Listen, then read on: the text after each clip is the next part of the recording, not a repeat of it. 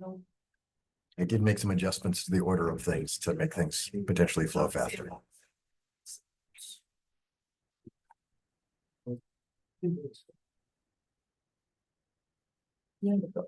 Fun technology stuff up there.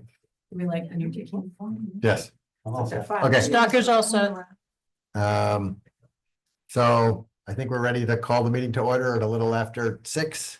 Welcome to the Berlin Select Board meeting for Monday, September 8th. As I said, it's a little after 6 o'clock. Open session public meetings are subject to being recorded. Your voice and your image will be recorded. If anyone wants during the general public comment period to actually say a public comment, if you would sign up on that piece of paper or raise your hand if you're online, and we'll call to you when we get to that point of the agenda. I have made a couple of changes to the flow of the meeting. I've moved minutes to under our consent agenda and moved general public comment to after the town administrator report. And so that means we can start right off with hearings. And so I don't know, police, highway, either one of you want to go first? Yeah. There's nothing been happening since the August report, I'm sure, so.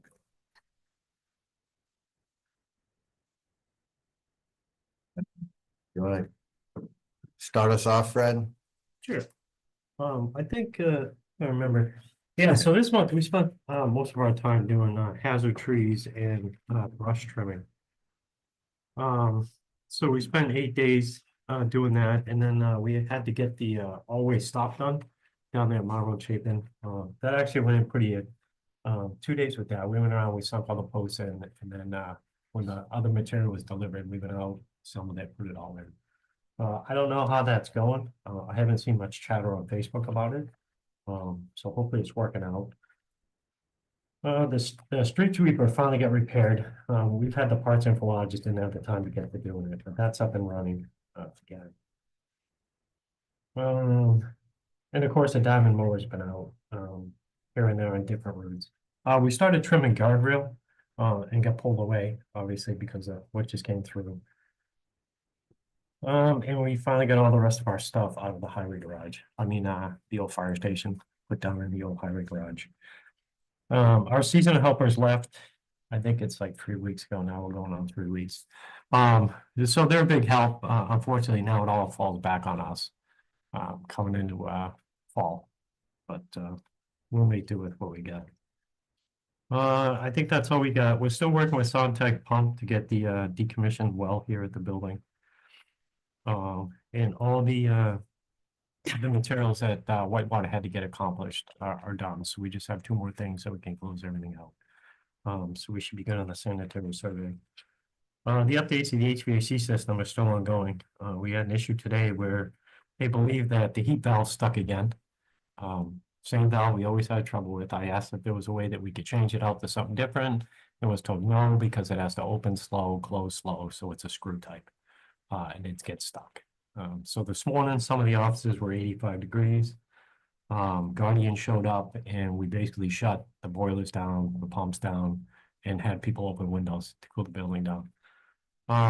This morning, we didn't have access to it because all the work that was done, the programming, no one gave us credentials. So we were still going off the old icon on the screen, which wouldn't let us in because it was a wrong IP address. So now we have access to it under administrative rights until Friday, when the group comes back and everything's gone through and they actually show us how to run our system.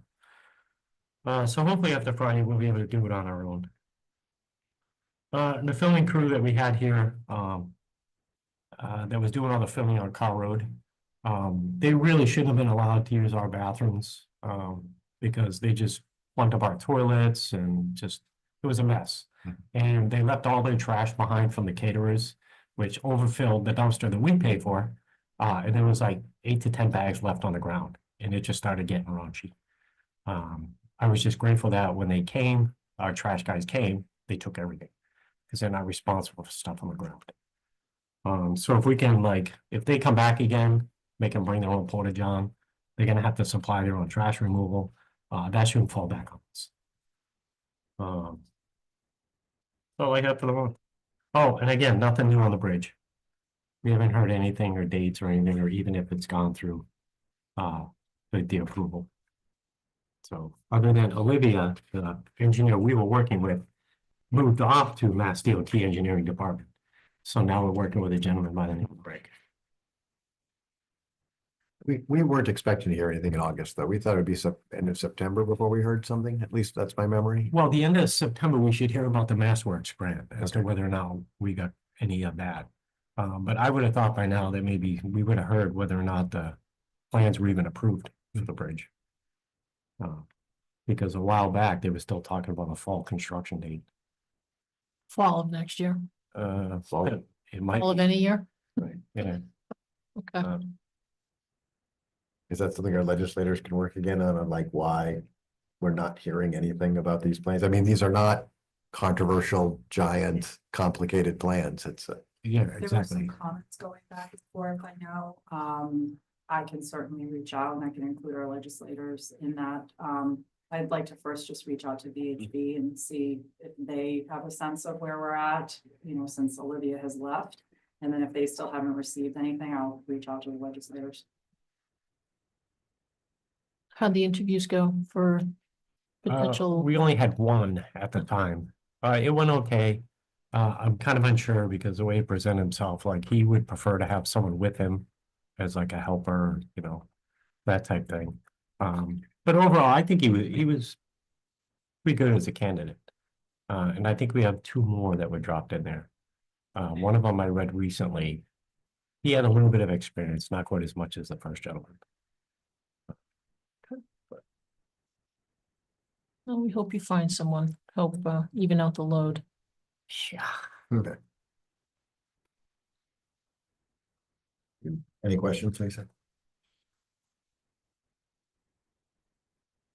I was just gonna ask about the, what to do about the trash the next time, and you feel that they should bring it with them, and our facilities cannot deal with the amount of. Yeah, it was just, it wasn't Use. set up for that many people. Or a clause in a contract or something Yeah. saying you will if blah, blah. This was new for us, so still learning, didn't realize the toilets couldn't handle 20 people. but- Well, I mean, if you think of it, we make the kids from Assabet use a porta john outside. Yeah, I mean, that was Yeah. more so they weren't running over taxpayers, but yeah. Good. All right. Thank you, Fred. Thank you, Fred. Month of July, the department handled 1,385 calls. Service. 10 cases involving criminal charges, 8 motor vehicle crashes, 4 reported have injuries involved, 223 motor vehicle stops, and 56 citations issued. Drone unit was deployed 3 times a month, once in Westboro, twice in Hudson to assist. Student officer Matthew Chappelle started the police academy on August 25th. End date is targeted for mid to late January. Sergeant Goulding, Gilchrist, and Andre and I attended the annual Central Mass Trainer Gardner. This year's focus was on artificial intelligence, artificial general intelligence, cell phone technology, and impacts on law enforcement in the near future.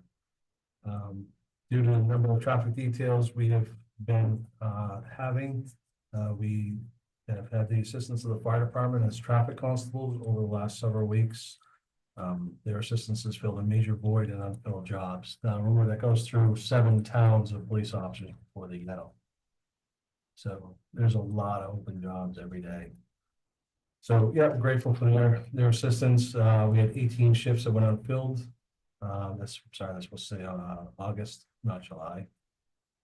And radio project still ongoing. We're waiting for paperwork back from them so that we can submit a bill. So we can get I think the equipment is on its way, but we can't pay it until we get verification. Everything is on a state bid. But that hopefully is going to be happening in the next few weeks. We desperately need it. So, but that's about it. Yeah, the ACO report is attached. So are you full? Do you have any openings in police? No, not yet. Okay, so you're at full Not staff. Yeah, we will be full staff. If we continue the numbers we have, we'll be full staff. It's on January, February, March, April will be full staff. you seeing the same sort of, percentage increases that the fire department is on calls? I know he noted that there was like a 20% increase this year as compared to last. Yeah, Are you know, are August was seeing maybe, that? maybe like 10% above July. Yeah, we're seasonal, you know. You know, you should see accidents were less than half than what they were in July versus August. Yeah, I mean, you know, we're usually pretty steady between, you know, I mean, we're a little bit higher. We do have a new officer in field training. That could definitely account for probably next year 60, 70 of those, but yeah, calls have definitely been up.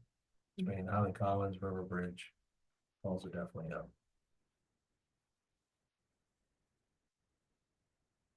You know, I'm fine. Mhm. And then we have been down the four-way stop sign, put a memo, at least 1 hour per shift. You know, so we usually run 2 cars per shift, so we're getting, you know, at least 4 hours down at the four-way intersection. Couple people blindly went right through. But, you know, when I talk to the officers, they report that pretty much everybody comes to a stop and goes. So a lot smoother transition than I thought. My phone never rang once. So I never got an email on it either, so, I mean, that's a big plus. Yeah, as you say, the small griping online was whether or not anyone was actually going to stop. I think that the idea there were stop signs were pretty universally. Yeah, the only thing I get now is the FOIA request for accidents for like May, June, July, because people that were in accidents are obviously fighting their insurance companies. And of course, now they see where we stop, so that's had a slight increase on our paperwork, but you know, once we finish the first packet, no matter who calls in, we'll probably do April through the time we date a four-way stop. That way, anybody calls, it's just gonna get a duplicate response. Is that a case that they can make to the insurance company, or they're gonna troubleshoot to make? Sure, absolutely. That like we knew it was. Yeah, so, yeah. A four-way stop, and that's why they. I used it 20 years ago, 21 years ago, I used it at Peach Hill and Randall. For a family member that got T-boned at that intersection. You know, did a whole appeal for the surcharge. So. Yeah, people are just appealing surcharges. Because they failed to stop. Well, so. No, I'd say 90% of our accidents or 95% of our accidents are people that stop, look one way, go, and then the cars are coming the other way. So they're saying it's not their fault, basically. yeah. Or the high stop, but you're not paying attention behind me, you put it through. You know, today's, you know, FOIA request was they wanted us to get basically a warrant to get the cell phone information off the other driver, see if they were texting and driving at the same time. I mean, it's far beyond our scope.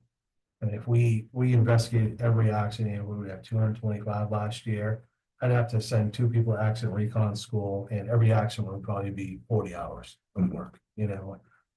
You know, we follow the state template, and you know, some people aren't happy with that, but it is what it is. And you know, as long as we're adhering to the rules and regulations that we're supposed to follow, I'm good with it. But as far as trying to go for warrants on phones or subpoenas on records of phones, it's not happening. Right. All data about everything all the time is infinitely expensive. Yes. Mhm. Yeah. Great. And thanks for all the work you guys have done This weekend. down in the roads this weekend. Yeah. Beep, beep, beep through the night on Sunday morning, so I figured you were somewhere up on Derby. Picking stuff up. All right, we finished up around 3 o'clock in the morning. Boylston, I actually reached out to the superintendent to see what he had, told him what we had, and he put the call out to his guys. Anyone want to go over to Berlin? Every one of them jumped on it. So we got I think it was a crew of 5 that came over, plus Nice. the superintendent. So they were in town for about 3 hours. It's nice. So- Small towns helping each other. Yeah, exactly. Send them a thank you or. Me too. I was just gonna say it'd be a nice gesture if the board would be comfortable, we could drop something up and have Mhm. you sign it if you would. Be amenable to us. Yes. Mhm, Very much so. absolutely. I can actually get you the names, first names. That'd be great.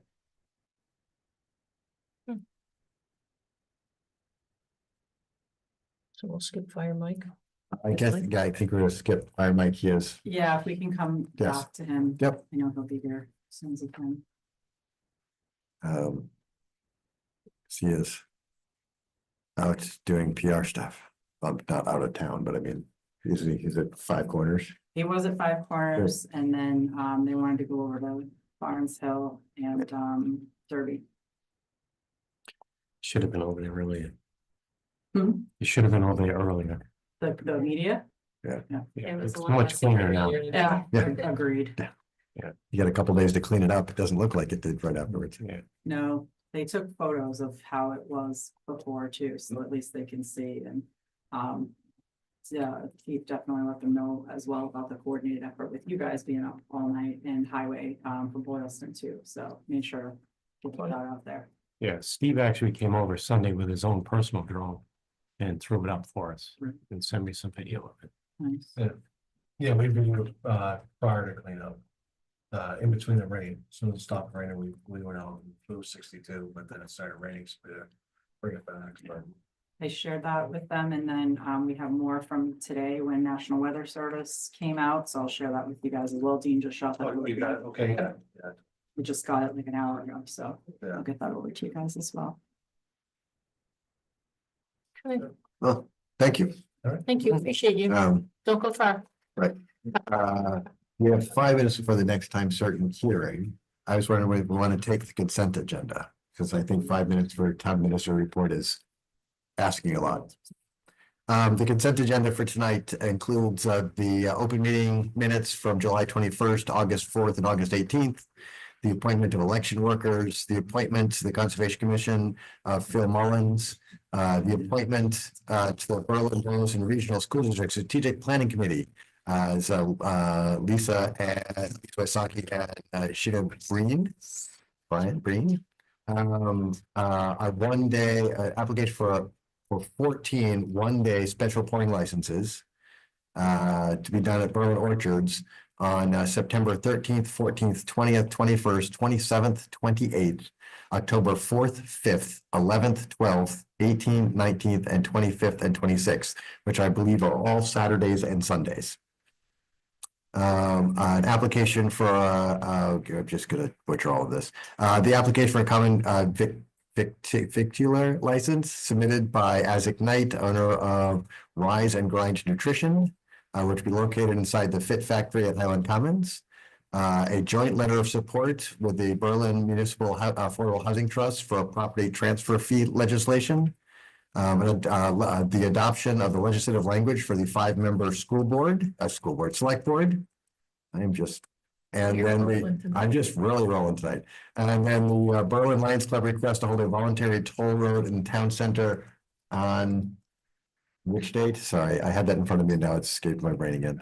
On there. Give me 1 second, I'll pull it up. Can you confirm that Berlin Lions has moved all of their articles out of the building? They have. On Saturday, October 4th, with a rain date of October 11th. Just wanted to make sure with you, I am not back until the 15th and the focus group is on the 14th.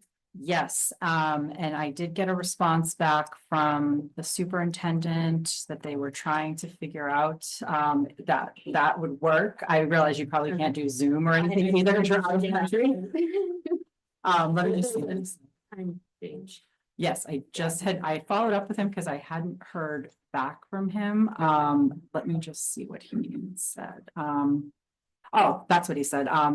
So that they will try to get a Google Meet or Zoom recording of the first meeting for you, Okay, awesome. if that works for you. Yep, that's fine. They also said we could invite somebody for the first one as well, also, if that would work. Yeah, I just didn't want to commit and then not be here. Nope, I appreciate that. Thank you. And so that is quite a long list of consent agenda items. So is there anyone that someone would like to pull to talk about more later?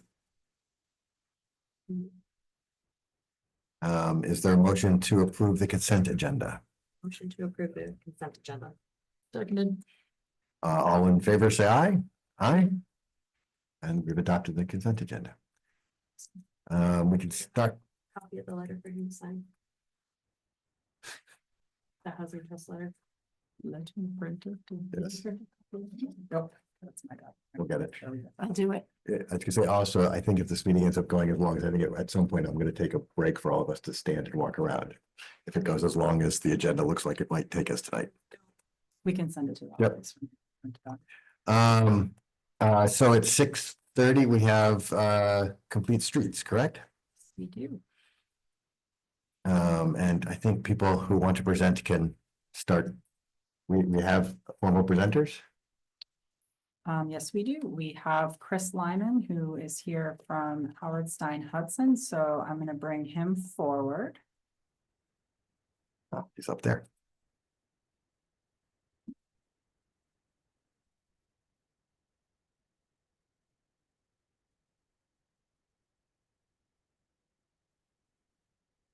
Chris, how are you?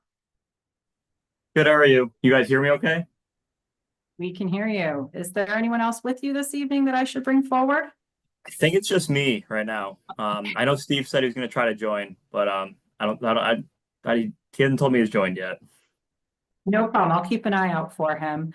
I also do have the conceptual plans as we have the conversation that I can share up on the screen. We have printed handouts as well. They're in the back of the room if anyone would like to grab hard copies of the conceptual plans for the complete streets discussion. And let's see. I guess with that, we'll let you take it away there, Chris. No problem. Thank you, Kristen. So my name is Chris Lyman from Howard Stein Hudson. We were asked by the town to help with their complete streets prioritization plan to begin with a few years ago. And from that came basically this complete streets project you have here for the Berlin Town Center. The project itself, the grant is a $500,000 grant for Mass DOT. It's a reimbursement grant, which means basically you have to finish construction before you can get reimbursement. Up to $500,000 just for construction. Obviously, there's going to be other things that the town has to pay for, like the design of the project itself, and then if there's any match involved in the grant itself. We kind of did our first field verification out there from our survey that we got, along with got some traffic counts and looking at the town's prioritization plan of Berlin Town Center. We came up with some concepts, some initial concepts, and from those we kind of came to a meeting with some of the stakeholders about a month ago. I believe that was August 8th with our stakeholders meeting. There was some business owners, some residents, I believe I think there was a select board member there. Kristen was there. Fire chief and the police chief were there. And basically we just showed them the concepts. I just wanted their opinion because obviously You're working on it. Chris, can you pause for just a second? I'm sorry, we got the volume down very low for a moment. Thank you. Yeah, no problem. Technical issues. Sorry about that. No problem. Oh, I see Steve. While we're pausing, I will promote Steve as well.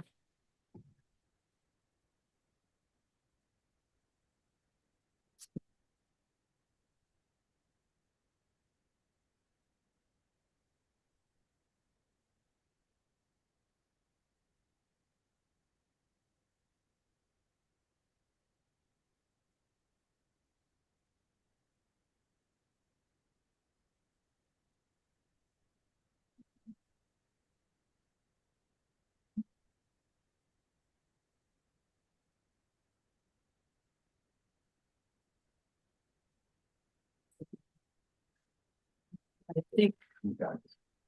Okay. I think we've got it up now as high as we can go. Chris, if you could just speak up a bit, that would be helpful. Thank you. Yep, I'll try my best to speak a little bit louder. So getting back to it, this is the complete streets plan for the town center. Some things that really came out of the prioritization plan, we're really filling in gaps. One of the sidewalk gaps on Route 62 there, on Central Street was basically between the cemetery and the general store. There was a sidewalk gap there, where the sidewalk ended and crossed across Route 62. Another one was adding sidewalk on Woodward Avenue, and updating all the pedestrian curb ramps there to make them ADA compliant, along with adding some more high visibility crosswalks along Central Street. One of them being at that cemetery crossing where the sidewalk ended, and the other one being in front of the general store. I know there's another mid-block crossing there, kind of just off the corner of Carter Street and Central Street. So really updating those to ADA compliant ramps, and making them a little more visible with potentially using RFBs. Those are the two locations from our traffic analysis that maybe RFBs would be appropriate use there, based on the amount of vehicular traffic in that area. And then the other one was really just filling in some of the gaps between some of the major community centers along the Berlin town center here.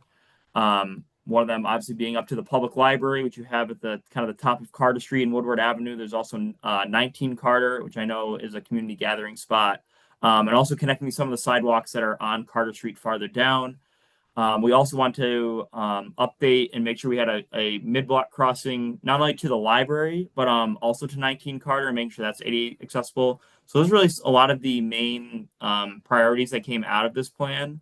It's really updating pedestrian connectivity, ADA accessibility, and basically safety of pedestrians within the town center. Like I said, on August 8th, we had our stakeholders meeting where we kind of went over 3 concepts we had generated from our prioritization plan and some of the comments we had gotten from the town. One thing the town wanted us to look at was whether making Woodward Avenue a one-way was feasible, because right now it's a pretty narrow street and there is angled parking there, and it seemed to be a point where there was, a lot of potential congestion of cars going either direction, pedestrians being mixed in there, and parked cars. It's kind of not wide enough right now for two-way traffic. So one of the things the town wanted us to look into was see if we could make Woodward Avenue one direction, either from Carter Street to Route 62 or Route 62 to Carter Street. From our stakeholders meeting, talking to the police chief and some of the residents and some of the business owners in that area, it really came that Woodward Avenue, one way from Route 62 up to Carter Street, seemed to be the most feasible and realistic option. So based on that, we made some updates to our 3 concepts. Kristen, I think you said you had the concepts pulled up. It looks like you have them on screen now. I do. Which one would you like me to pull up? You can do the existing one with no one way yet. So the one you have up on screen now, I think you had it on screen already. Perfect. Okay. So the first plan you see here is basically just keeping all the roadways existing, which means nothing's turning to a one way. They're going to be all vehicles maneuvering the same way they do today, and really just filling in those sidewalk gaps. So first part you can kind of look at a Central Street here. As you can see on the southern side of Central Street, you can see we added a sidewalk gap, filled in the sidewalk gap here with the sidewalk. You can see the new pedestrian ADA compliant crosswalks. This is the potential area we'd be thinking about the RFBs as these 2 crossings across Central Street. And then we would have the sidewalk go up the residential side, or I guess you'd call it the western side of Woodward Avenue, all the way up to Carter Street. If you can go two slides up, I believe, Kristen, to show the top half of this. One more, please. This is the top half here of Woodward Avenue and where Carter Street meets. You can see the sidewalk, wraps around onto Woodward Avenue. We'd have a crossing across Woodward Avenue, which would then allow you to cross across Carter Street to get to 19 Carter. Or you could go up farther, and then we basically reconstructed the existing crossing there to cross to the public library. We also added in a crosswalk across to the public library to 19 Carter. So basically allows pedestrians, whether they're at 19 Carter want to go to the library, 19 Carter want to get back to the town center, basically allows a better connectivity, and they can safely cross at ADA compliant ramps. So again, this is just like generally keeping roughly everything in the same flow of traffic. There's no one ways. We're basically just adding sidewalk with this concept. But the concepts that kind of came out was really, once we kind of looked into making Woodward Avenue a one way, we kind of started rolling with Woodward Avenue being a one way. So the next 2 concepts you're going to see is going to be Woodward Avenue being a one way in the direction of going from Central Street to Carter Street. So Christian, if you can pull up the one with the sidewalk on the residential side for the one way first. Sidewalk residential? Yep. And just 1 second.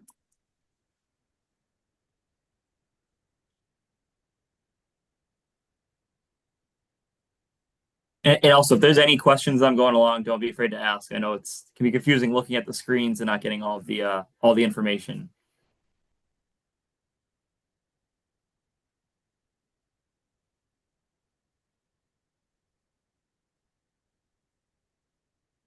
Coming up slowly. There we go. So this is the second concept here. This would be Woodward Avenue, like I said, in the one-way direction from basically would be from Central Street running to Carter Street. One thing that came from the stakeholders meeting was that they kind of wanted that there was some people, especially at the general store and some residents, that really wanted to be able to keep, I guess, parking or the potential for parking on Central Street. Um, we can't advise at keeping parking just because it's a state route, but we can try to keep the shoulders the same width so that if the town wanted to have parking on Central Street where people park right now, you can. So one thing we have to do in this concept, we basically have to just it's not really any roadway work. It's just shifting the center line of the roadway a little bit to the north because there was a wider shoulder on the north side of Central Street, which allowed us to get a wide enough shoulder on the southern side to keep it the same width as it is today. That was one thing that was brought up in the stakeholders meeting. So that was one change we made to our concepts, is just making sure that the shoulders on Central Street stayed the same width, even if we were adding sidewalk. But really the big change here is that what's happening on Woodward Avenue. On Woodward Avenue, we again are putting the sidewalk on the residential side. We'd be doing a small amount of widening at this location, just to be able to keep the angled parking. Now that we're basically stealing some of the roadway for the sidewalk.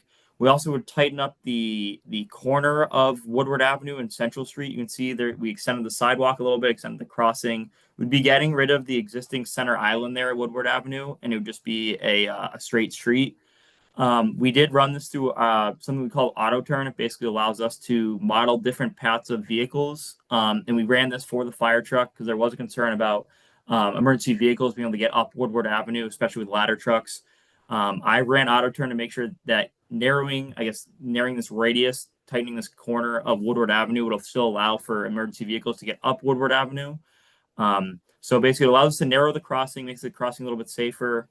And it also allows for a little bit more one-way traffic and makes it look more like a one-way street instead of having those two legs like you had before.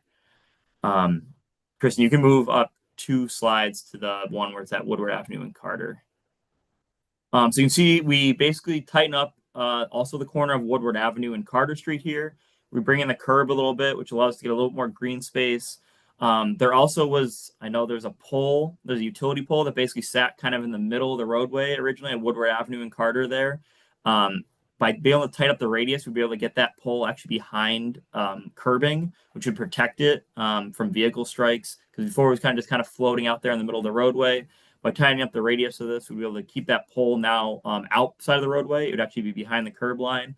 It also allows us to shorten up the crossing along Woodward Avenue, across Woodward Avenue, and then also across Carter Street. And basically, the concept kind of still stays the same after that. We have the connection to 19 Carter and to the public library. It also allows you to get a little more green space on this corner than you had before. We're taking away some of the pavement here. It allows the town to have, either grassings, plantings, whatever the town would want in these locations, but allows a little more green space in the area also. And same idea, these would all be ADA compliant crossings also. If there's no questions, I can move on to the last concept, Kristen, which would be the one with the sidewalk on the church side of Woodward Avenue. 1 second, I will pull that up. Yep, no problem.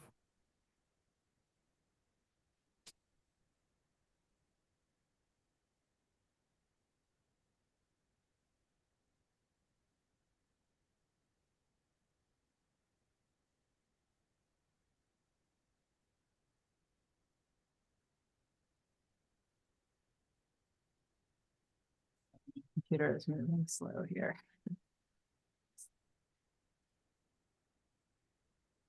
Okay.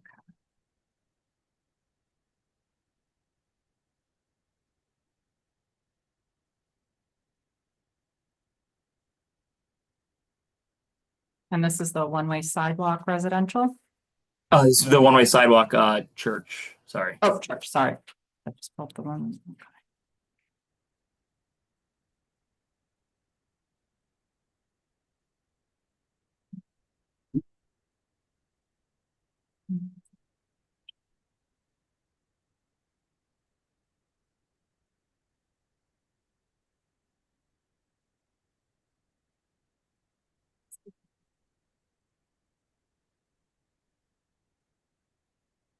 There we go. So this concept is roughly the same. It is Woodward Avenue in the same one-way direction. But this one would be moving the sidewalk to the church side, or I guess the center, the town center side of Woodward Avenue. There's a few things that I want to kind of go over with this because there's a few additional costs in order to, I guess, put it on the church side to make it possible. The first one being is that we try to keep all the concepts within the town layout as much as possible, specifically along Woodward Avenue, just because easements can sometimes eat into the project schedule. And this project, as of right now, has to be constructed, I believe, Kristen, if I'm not wrong, is it June 2026 or July 2026, I believe. So really trying to get away from utility relocations because removing utility poles can be sometimes a hassle dealing with the utility companies, and then also going through the whole easement process and getting easements or takings from private property owners sometimes can delay projects. So this concept has some utility relocations. It would require us to have to move 2 utility poles along the church side. There's 2 utility poles currently on that side by the parking. And that would cost roughly $20,000 per pole. It also could take a while to get on the list and with the utility company, get them to move them, which could delay the project. You could avoid having to move these utility poles if you were able to get easements from the church itself to go around the utility poles. But currently, this concept right here is showing the sidewalk on the church side staying within town property. So those easements wouldn't be required. But again, staying in town property then would require us to have to move the utility poles. If you wanted to go around the utility poles, you would have to get some easements, some sidewalk easements from the church property. It also would require 1 drainage relocation. There's currently a catch basin. If you look at the intersection of the driveway that goes in front of the church with Woodward Avenue, on that corner, there's currently a catch basin that sits right there that catches a lot of the water coming down the church driveway there and also down Woodward Avenue. That would have to be relocated back to the curb line since we're bumping out the curb a little bit on this side. So that roughly has a $20,000 utility drainage utility relocation added onto it. It would also require new curbing on the church side, not only on the Woodward Avenue side. Depending on what type of curbing you would go with, you could go with like hot mix asphalt berm, which is like the black curb you see. That's basically asphalt. Or if you went vertical granite curb, you'd be looking at basically double the price. So the HMA curb or asphalt berm is roughly $18,000 for this length of roadway. It would be $32,000 if you went with a vertical granite curb, which is like the stone curb you see around town. It also requires some roadway widening on the Woodward Avenue side. And that's in order to make sure that fire trucks, emergency vehicles can pass through, and you can still have angled parking on Woodward Avenue. So those costs increase here to be roughly about $145,000 to have the sidewalk on the church side. But like I said, if you were able to get easements from the church, you could have $40,000 shaved off of that. So it'd be roughly, $100,000 extra to put it on the church side. It also would have a greater impact to some of the residential driveways across the street on Woodward Avenue because we'd be widening on that side right up to the town layout line, which would require us to basically have to trace some of the driveways up the residential farther, which means you'd have to get some. We'd already have to get some temporary easements on the residential side for if we had it on the sidewalk on the residential side, but we'd have to get longer easements of the driveways to make sure we're not impacting the driveways too greatly and having them at really, really extreme steep slopes. So you can see here the way it goes is that you'd still have your crossings along Central Street. You'd still extend the nose of the corner of Central Street and Woodward Avenue with your crossing. But this time you would have the sidewalk run up the church side, connect to there's an existing path that kind of goes between the sidewalk on Central Street and Woodward Avenue right now. We would extend that to meet into the sidewalk along there. We'd restripe the angled parking along Woodward Avenue. And there'd be ADA compliant crossings across the church, I guess you'd call it the church driveway there. Kristen, if you go to 2 slides, please, up.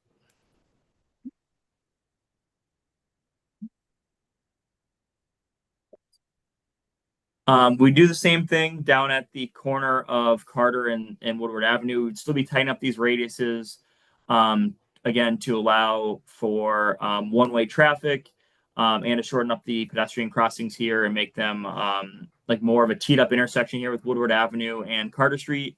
This concept also still allows us to keep that utility pole I was talking about behind the curb on the corner of Carter and Woodward Avenue. You still would get some of the additional green space you can see here, where we'd be taking existing pavement, but you still would have, you can see if you look at this black hatching that's, I guess, on the north west side here, that's representing the amount of pavement we would have to widen in these areas in order to, again, make the angled parking fit and allow vehicles to pass behind that angled parking. But again, it would be the same thing down on Carter Street. We would still have the same crossings to 19 Carter and the public library there. So really the big differences here would be the additional widening needed, new curbing, and you'd either have to get easements or you'd have to relocate the 2 utility poles that fall along the church property there.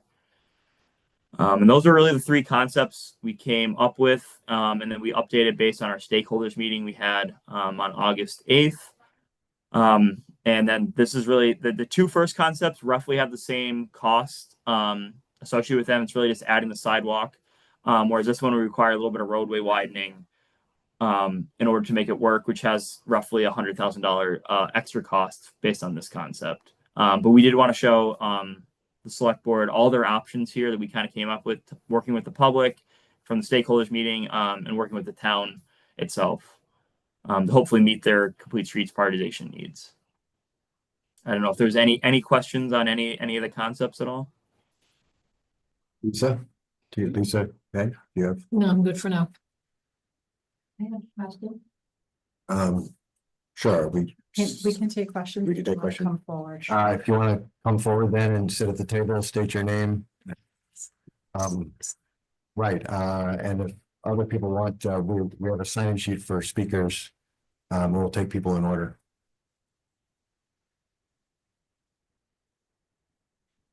Kathy Gordon, 5 Linden Street. I'm trying to understand the reason why we have to do this. I understand that the town wants to make it look pretty and make it so that everything seems to be in order. But what I'm not understanding is the concept of why we have to spend this much money when we have South Street, where the bridge still isn't fixed by the state. And we're gonna go ahead and spend $500,000 plus more, they're saying, on this now.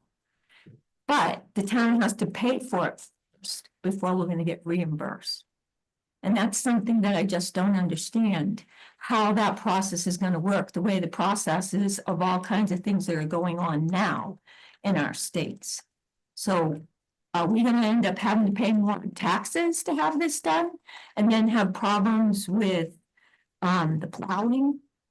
The way people have to drive back and forth going on Carter Street and coming down and seeing how one ways are and taking away from business in front of our general store. The way parking is gonna be, everything's going to change, everything in the center of town. And right now it's changed because of South Street not being open and the amount of cars that we have now going on 62 is ridiculous because we can't get the state to fix our bridge when it could have been fixed a couple of years ago. So now we're gonna go ahead and take money and a lot for this when they can't even take care of that bridge. This is what I don't understand. If you knew of a way to get that South Street bridge done 2 years ago, I would have loved to hear it. I think people have been working their butts off to try to get the, street to get South Street Bridge done. And those would be 2 different piles of money. They're not, it's not an either or sort of situation. People are saying it's piles, people are saying it could have been, they want to pick up the bridge and move the bridge and put another whole bridge in there. But from the construction side of this, it could have been repaired and then gone ahead and been done over another way. We could have gone ahead and take care of it first. There was an ability for the town to do repairs at taxpayer dollars and taxpayers taking 100% of all liability of any accidents that happen on the bridge.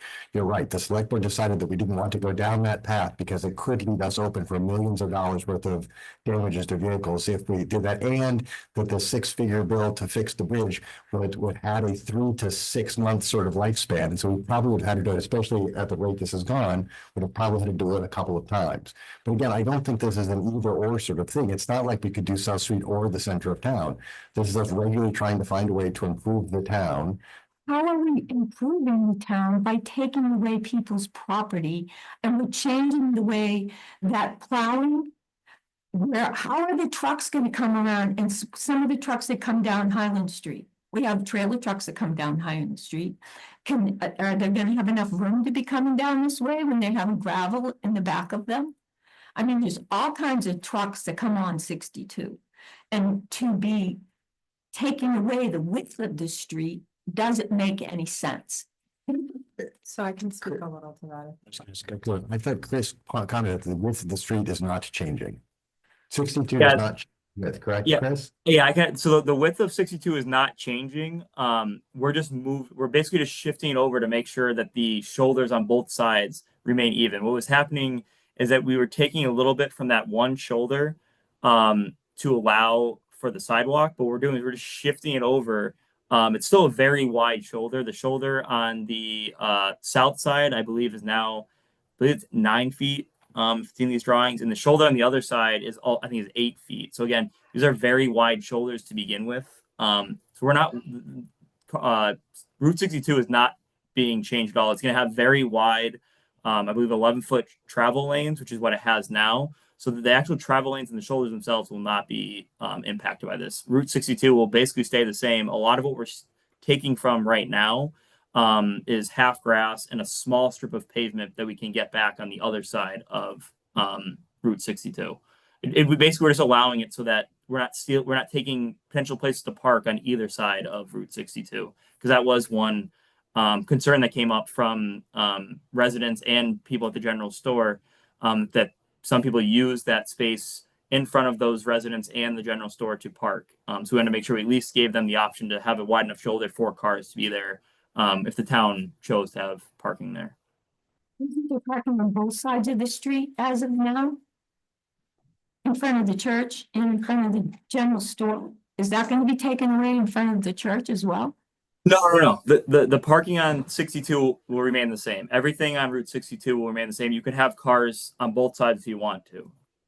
That will not be our original concept had it going away, and we updated the concepts to make sure that we kept parking on both sides, because that was a concern that was brought up from our stakeholders meeting. If I could just add, that both of the projects are grant funded. So there is no cost, additional cost to taxpayers. So the 500,000 is through a state grant called the Complete Streets Grant. South Street Bridge is a separate grant. That's a small bridge grant from the state. So with this Complete Streets project, we had to pay for the design. So that was money we used from the ARPA funding, which was also grant funding that we received. And then to pave the roadway after, we'll be using some of our Chapter 90 funding that we get from the state. So you won't see an increase to taxpayers from the project in the center of town. And with the small South Street Bridge, with escalating construction costs, and once we got through the design, the cost was originally estimated to be around $500,000. And unfortunately, once the project was designed, it was about 1.3. So we had to go and seek a second grant to be able to fund that, so we didn't hit the taxpayers with it. So that's where your length of time is coming in. Okay, because he's saying that the different things that are being added to it, that's additional on top of the 500. Oh, those are options that if the town wanted to seek, that would require additional funding. You are Okay. correct. Okay.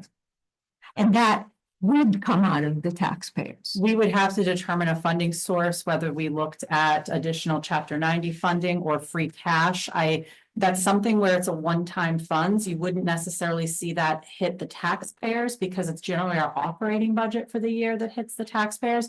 But that would be a policy decision for the select board, how they would like to allocate those funds if they'd like to go forward with that option. Thank you. Absolutely. Thank you. Go for it. What? Yep. I am Abby Dimick. Is this the Yep. say where you're from? Yep. 41 Highland Street. And 19 Carter. But I am here tonight to read a note from direct resident Lauren Kukla. Lauren and Jared Kukla live at 24 Woodward Ave.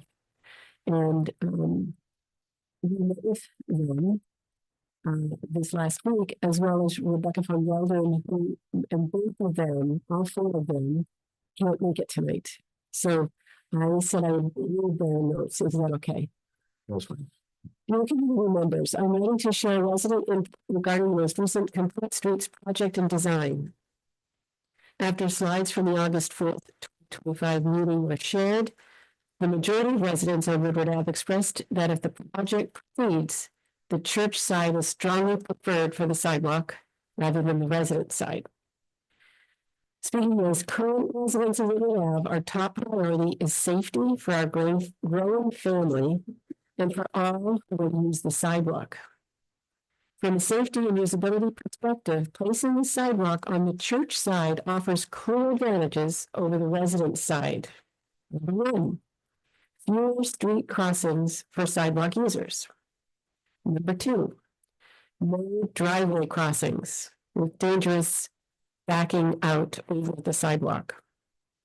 Number three, a seamless, safe loop of sidewalks around the triangle without interruptions. Number four, greater safety for visitors using the parking spaces on Woodward Ave. So the sidewalk is on the same side as the parking spaces. We also support making Woodward Ave one-way northbound, which is, I believe, the proposed. No. Additional design considerations. Number one, Route 62 crosswalk. Relocate the crosswalk east to this western corner of the church sidewalk.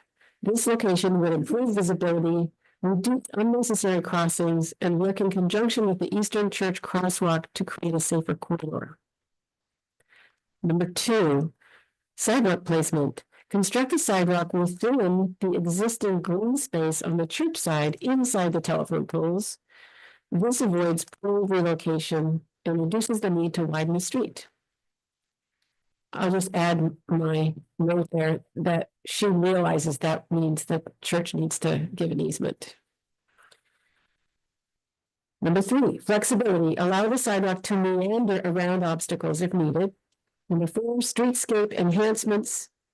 Replace parking balusters with rain gardens or drought-tolerant plantings along the curb to protect the sidewalk and improve aesthetics. Number five, house area. Incorporate green space and additional parking in front of the Bullet House and adjust the roadway to form a T where Woodward meets Route 62. Does that make sense to you guys? Yeah. We think this input is helpful as the project moves forward and would welcome opportunities for continued collaboration. Kind regards, the Kukla Household 24 Woodward Ave. Thank you. May I just ask a clarifying question? When you mentioned moving the Route 62 crosswalk east, Yes. I didn't catch where you would like it moved to. So what I can speak for her because I talked to her. Sure. So she is imagining the sidewalk will be, where's the one? In front of the church, right? Instead of in front of the Bullard House. Got it. Okay. So if you imagine that sidewalk continuing across 62, Yep. it's easter, it's farther east. So both Rebecca and Lauren, when we spoke last week, expressed great distress over the current crosswalk. Going to the Bullard House From across 62, which is sort of on the rather curve. than to the church. It's sort of on the curve, Yep. right? So they really wanted it moved farther east. And if you do put the sidewalk on the church side, it's natural that you have a crosswalk that continues the sidewalk. They both have small children and they both are beside themselves with feeling very unsafe with the current crosswalk. So those are their opinions. I'm very visual, so thank you for explaining it that way. No, I see it now. Okay, I see it in my brain now. Yeah. Thank you. I need landmarks. And I can give you a copy of her I'd like it, Sure. actually. That'd be great. email. Thank you.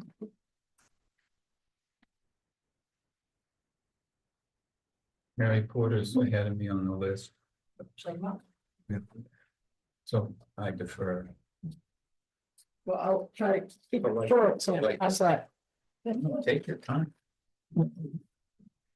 Don't give me that kind of option, no. Mary Porter, 8 Highland Street, I think I knew everybody up in front, and just so you understand, I didn't collude with Eddie, I had a very brief conversation today, but I'm in the center of town all the time. I see the neighbors on Woodward with the babies and the strollers. I see the use, and I myself am a user as a pedestrian, as a driver, and as a cyclist. So the last point about moving the crosswalk east, I can't say how much I support that.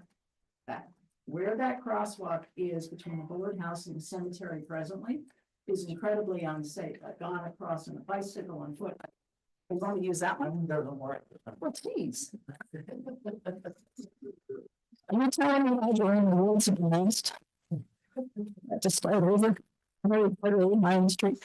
No, I'm not going to say it all again. The suggestion that Eddie Day just put out that that our neighbors on Goodwood Street would like to see moving the crosswalk east. The other thing, if you ever been on a car, so how people walk, they use the shortest path. And if you can visualize that crosswalk being more easterly, if you have the sidewalks on the church property side of Woodward, it's a direct shot across the street. The big benefit by just having that repositioned is that you're now over the crest of the hill. And the drivers that are coming eastbound on 62, this is pedestrian safety and cyclist safety. Drivers coming eastbound on 62 we're speeding because we know that's what we do on 62 today. And they've just come through, maybe the first time person in Berlin has just come through that funky curve with the blinking light and that yellow thing in the middle of the road. And it's all distracting. There's a road to your right, and you're not looking at what's, you don't have time to focus on what's coming out of the Woodward Avenue area. You're not even aware that there is something happening up there. So having that, this is a huge safety thing. Having that crosswalk closer to the general store on the church side, what was just described in this letter that Eddie presented really, I think, is very important in this project. And I'd like to think that if an easement is necessary from the church, we'd be able to work with them to do that. I think it benefits the church community as well. And with respect to the poles, we'll figure out a way to work around the poles. But I think this is the single most important observation that I need to offer tonight is well, also, I fully agree that the sidewalk needs to be on the church side.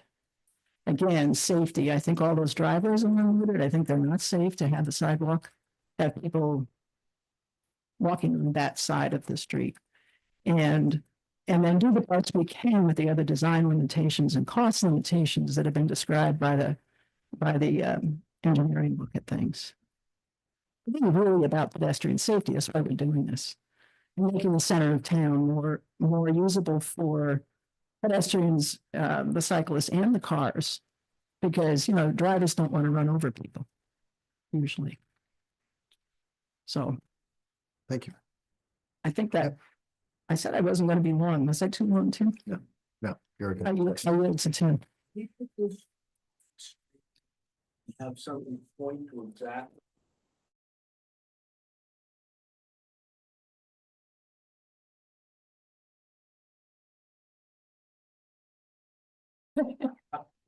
I'm clumsy.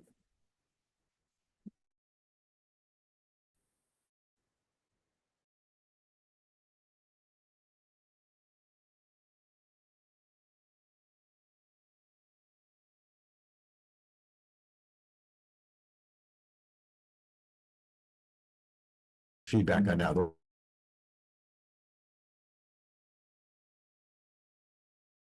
The point that caused some differing of opinion was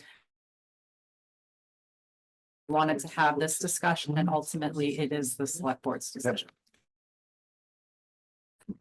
Sorry, you can try to be quieter in the back so we can keep to introduce yourself and put in your comments. Tim Miller, 232. And I appreciate the Station in the room, please, and if there's a side conversation, can you please take it out of the room so that there is no, I was just showing him where this. I understand that. and I'll try to do that. So Tim Miller, 232 Glen Street, you go when I was much younger. I was the town's person for the complete. So the prioritization plan that evolved or whatever was developed with the police chief, the highway department, from Central Mass Regional Planning, and we came up with 5 or so different projects that could be anticipated over to add permanently sidewalks in a number of parts of town. And in this case, the engineers looked at what they thought was the most feasible and the most fundable, the most, it showed up high on the list of 25. So, a lot of what Lauren were topics that I was going to cover, so I don't need to cover those. If we were to start from scratch and design this as most appropriate, from an engineering point of view, the sidewalk, and that's because the parking faces the common, and the logical thing to do when you park out of your car and walk to the front of it and get on the sidewalk, rather than crossing the sidewalk that takes you back to a destination that you could have got to. One of the things we spoke of at the initial meeting was to try to solicit thoughts from the residents that live on this. So we did that, and I think Lauren articulated some of the feelings that they'll be impacted on Woodard Avenue anyway. Pretty clear.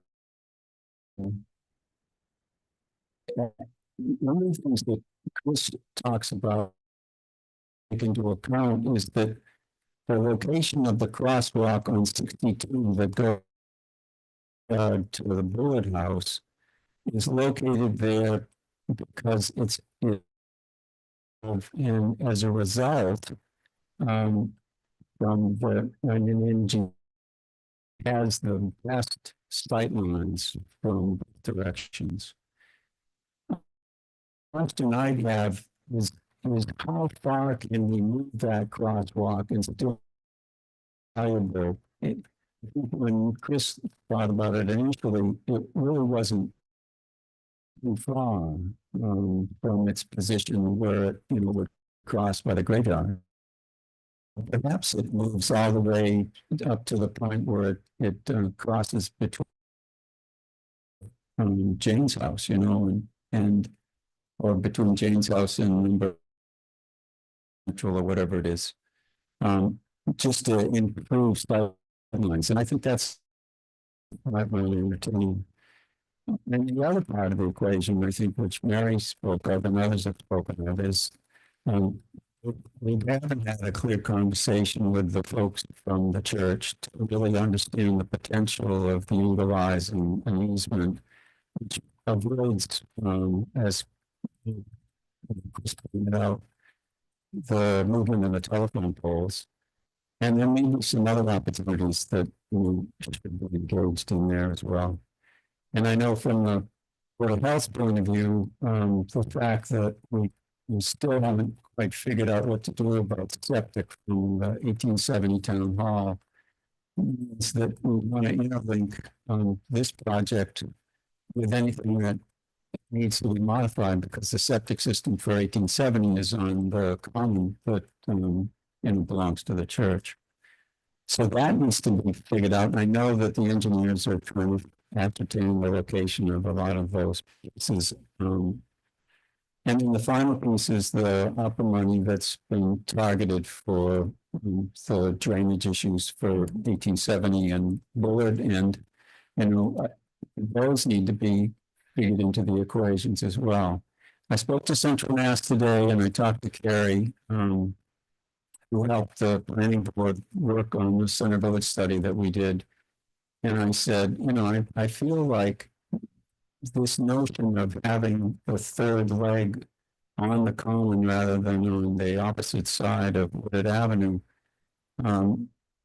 in my mind makes the most sense. And I said, what am I missing? And she said, from her point of view, after looking at a lot of this issue when she was helping us with this Center Village study, she said, from a practical point of view, making that interconnectivity as complete as possible around the common in her mind still had the highest priority, and she'd be in favor of trying to figure out the strategy that would allow us to do that.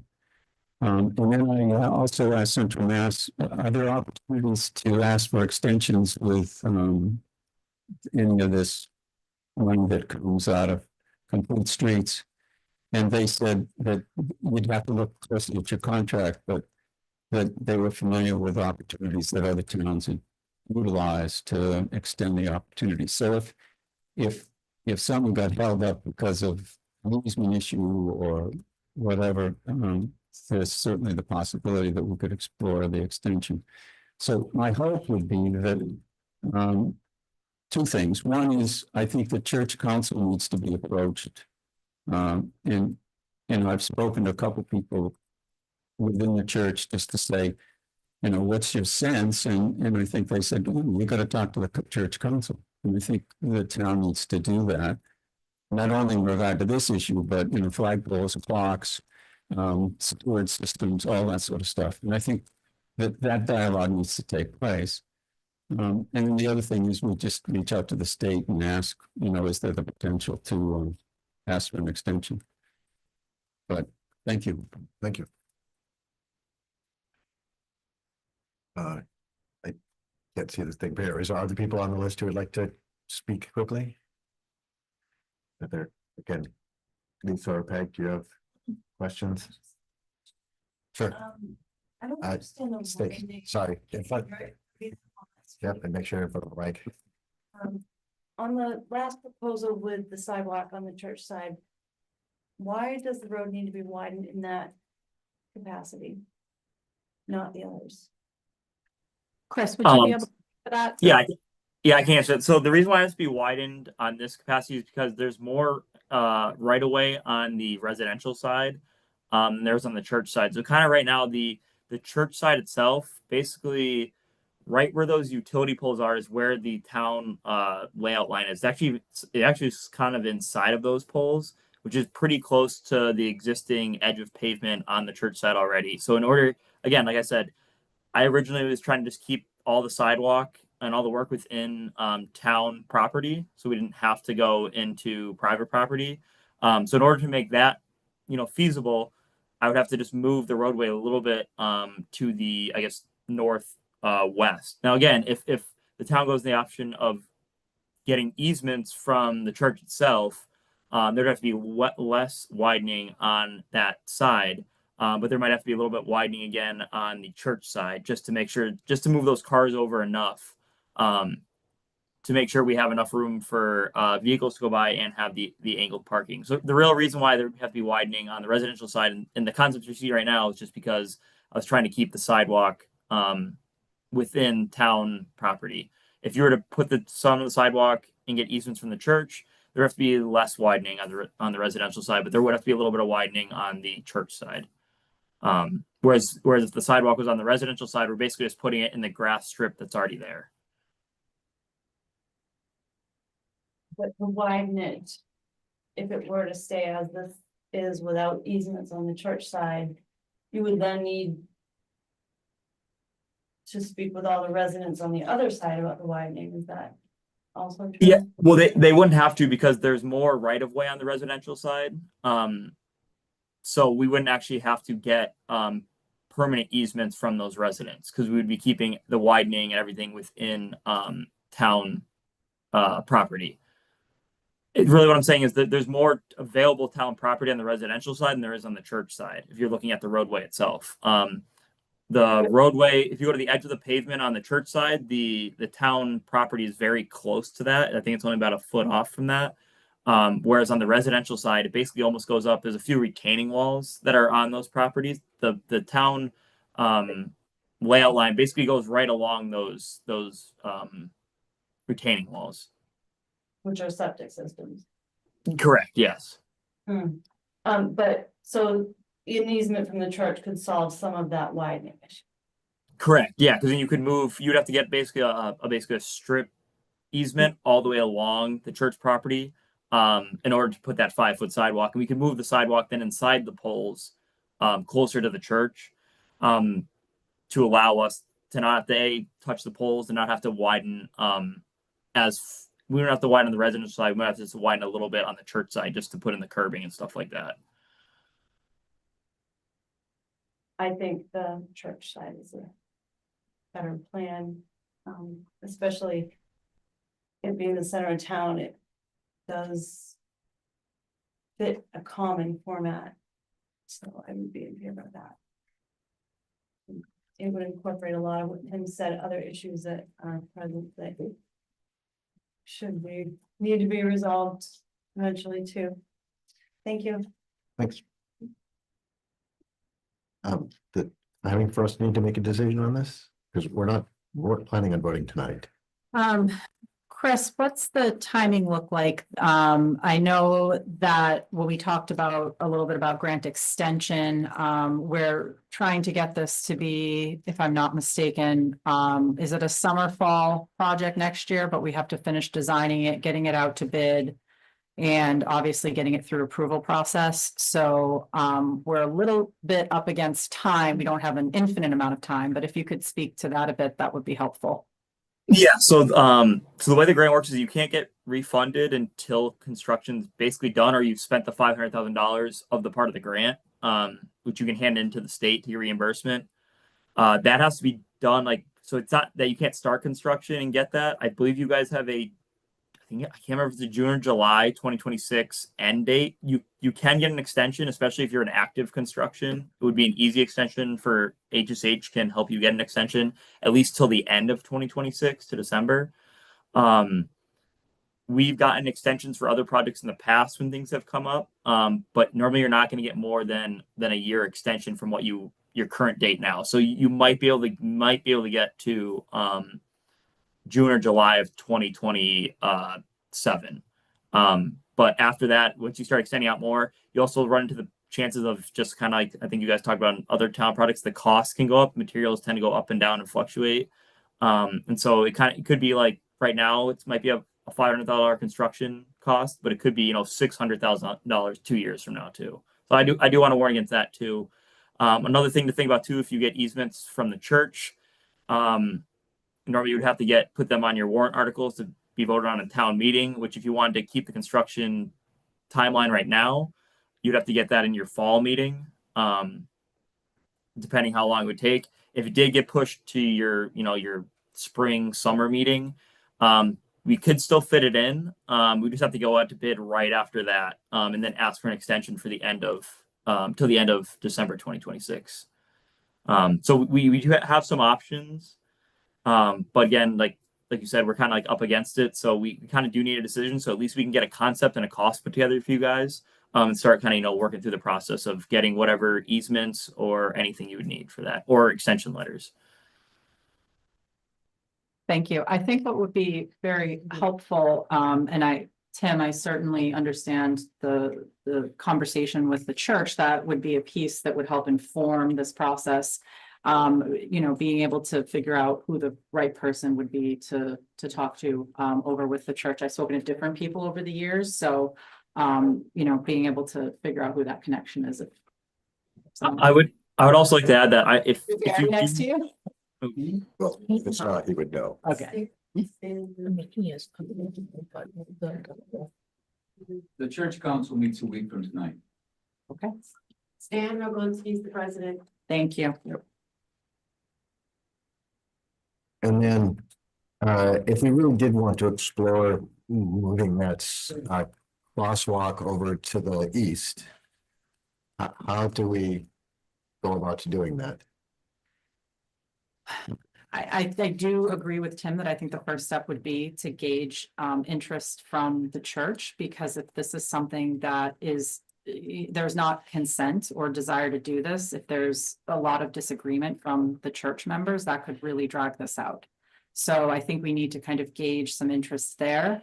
I would also say, you know, cost is a factor, because easements, I have seen no cost easements donated by residents and property members when we've done road work before in my previous community. And that would certainly help significantly with the project if the church would be willing to donate that easement at no cost. Ideally, we would get this on fall town meeting if it's decided to go in this direction, and that warrant closes on October 6th. Yep. So we are tight on time in regards to that, but we can also potentially use some more generic language, authorizing the select board to negotiate an easement with the church. I don't believe we need to have the specific dimensions or language. Steve and I talked about that a little bit over email. There is some warrant article language that, you know, would enable you, if passed at town meeting, to have that conversation. I would just really want to have an open and frank dialogue about how feasible this is for the church. Right, but I thought I heard from Chris, though, that without an easement from the church, you could expand Woodward, and that it just makes the project a little bit more expensive if we don't end up with an easement from the church. That is So true. we could still, as a select board, decide that on one of these options is generally a preferred one, even if it needs some, we would like some additional tweaking based on both the feedback from August and the feedback here. That is true. I was gonna say, I think the big concern there would be the poles, because the Mhm. poles can go out years, right? Like in the poles, moving the poles is a huge deal. About 20 grand. I think. Not the money even, it's the. Right, and I think you said if we got an easement, Chris, from the church, we could avoid moving the poles, because we could put the sidewalk behind the poles or on the other side. That's correct. Yeah. So if you got those easements, I could design it so that I could miss those poles. So then they basically it would go the parking, the poles, and then the sidewalk would go behind the poles. That easement is key also in terms of timeline. Hi, this is Steve. Can I Oh, Steve. speak through the chair, please? Request to give you some information through the chair. Sure, go ahead. So my name is Steve Tyler. I'm an associate principal at Howard Stein Hudson, principal in charge for this project.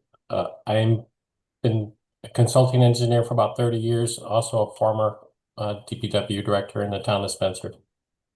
Implemented some complete streets projects in my community of Spencer, and we've also, myself and Chris, have helped several communities in the area implement complete streets projects.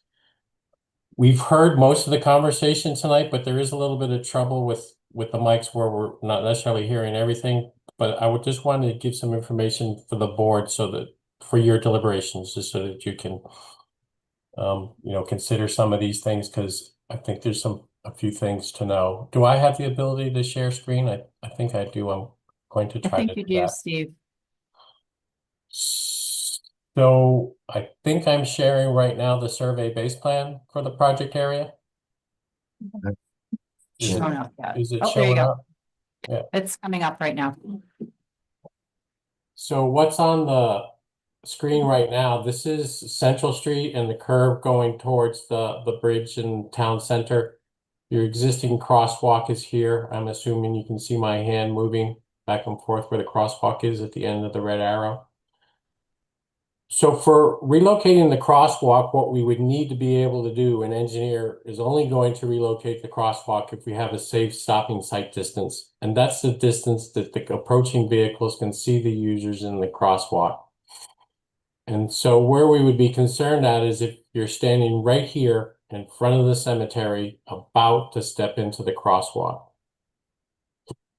I don't know, recall the 85th percentile speed off the top of my head, but if it's going to be something between 30 and 40 miles per hour or greater. At 40 miles an hour, the stopping sight distance is 300 feet.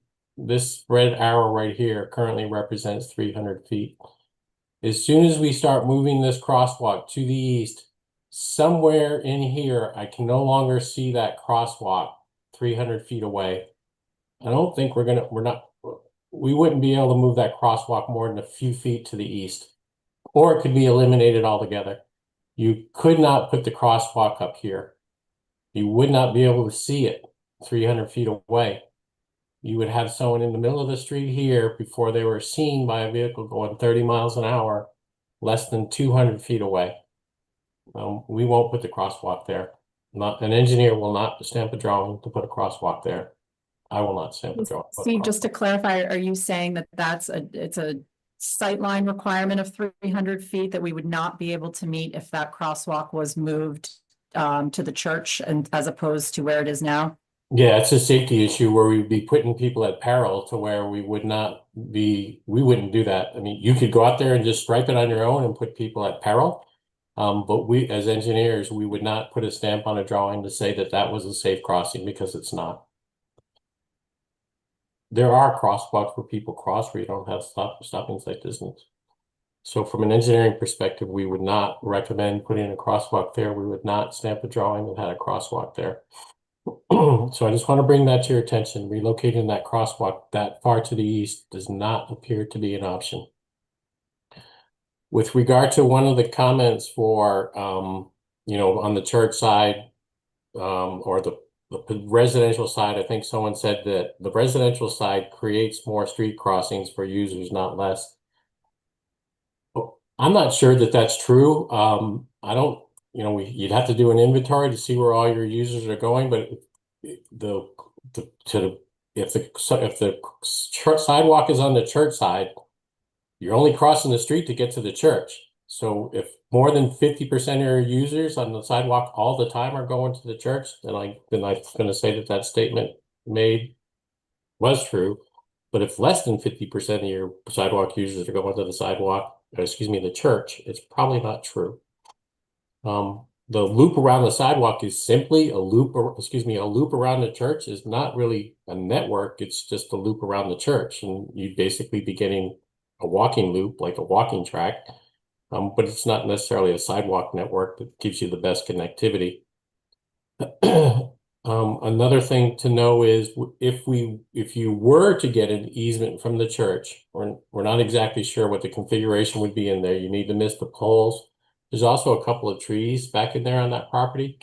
So the trees might end up having to be sacrificed. There's a couple of trees over here behind the poles, or the sidewalk might be so close that the trees would be lost through the root damage.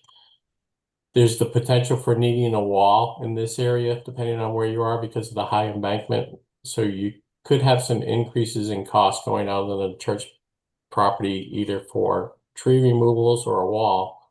And certainly some of the other things that were spoken about, such as landscaping, vegetation, water quality, swales, those things would also increase costs.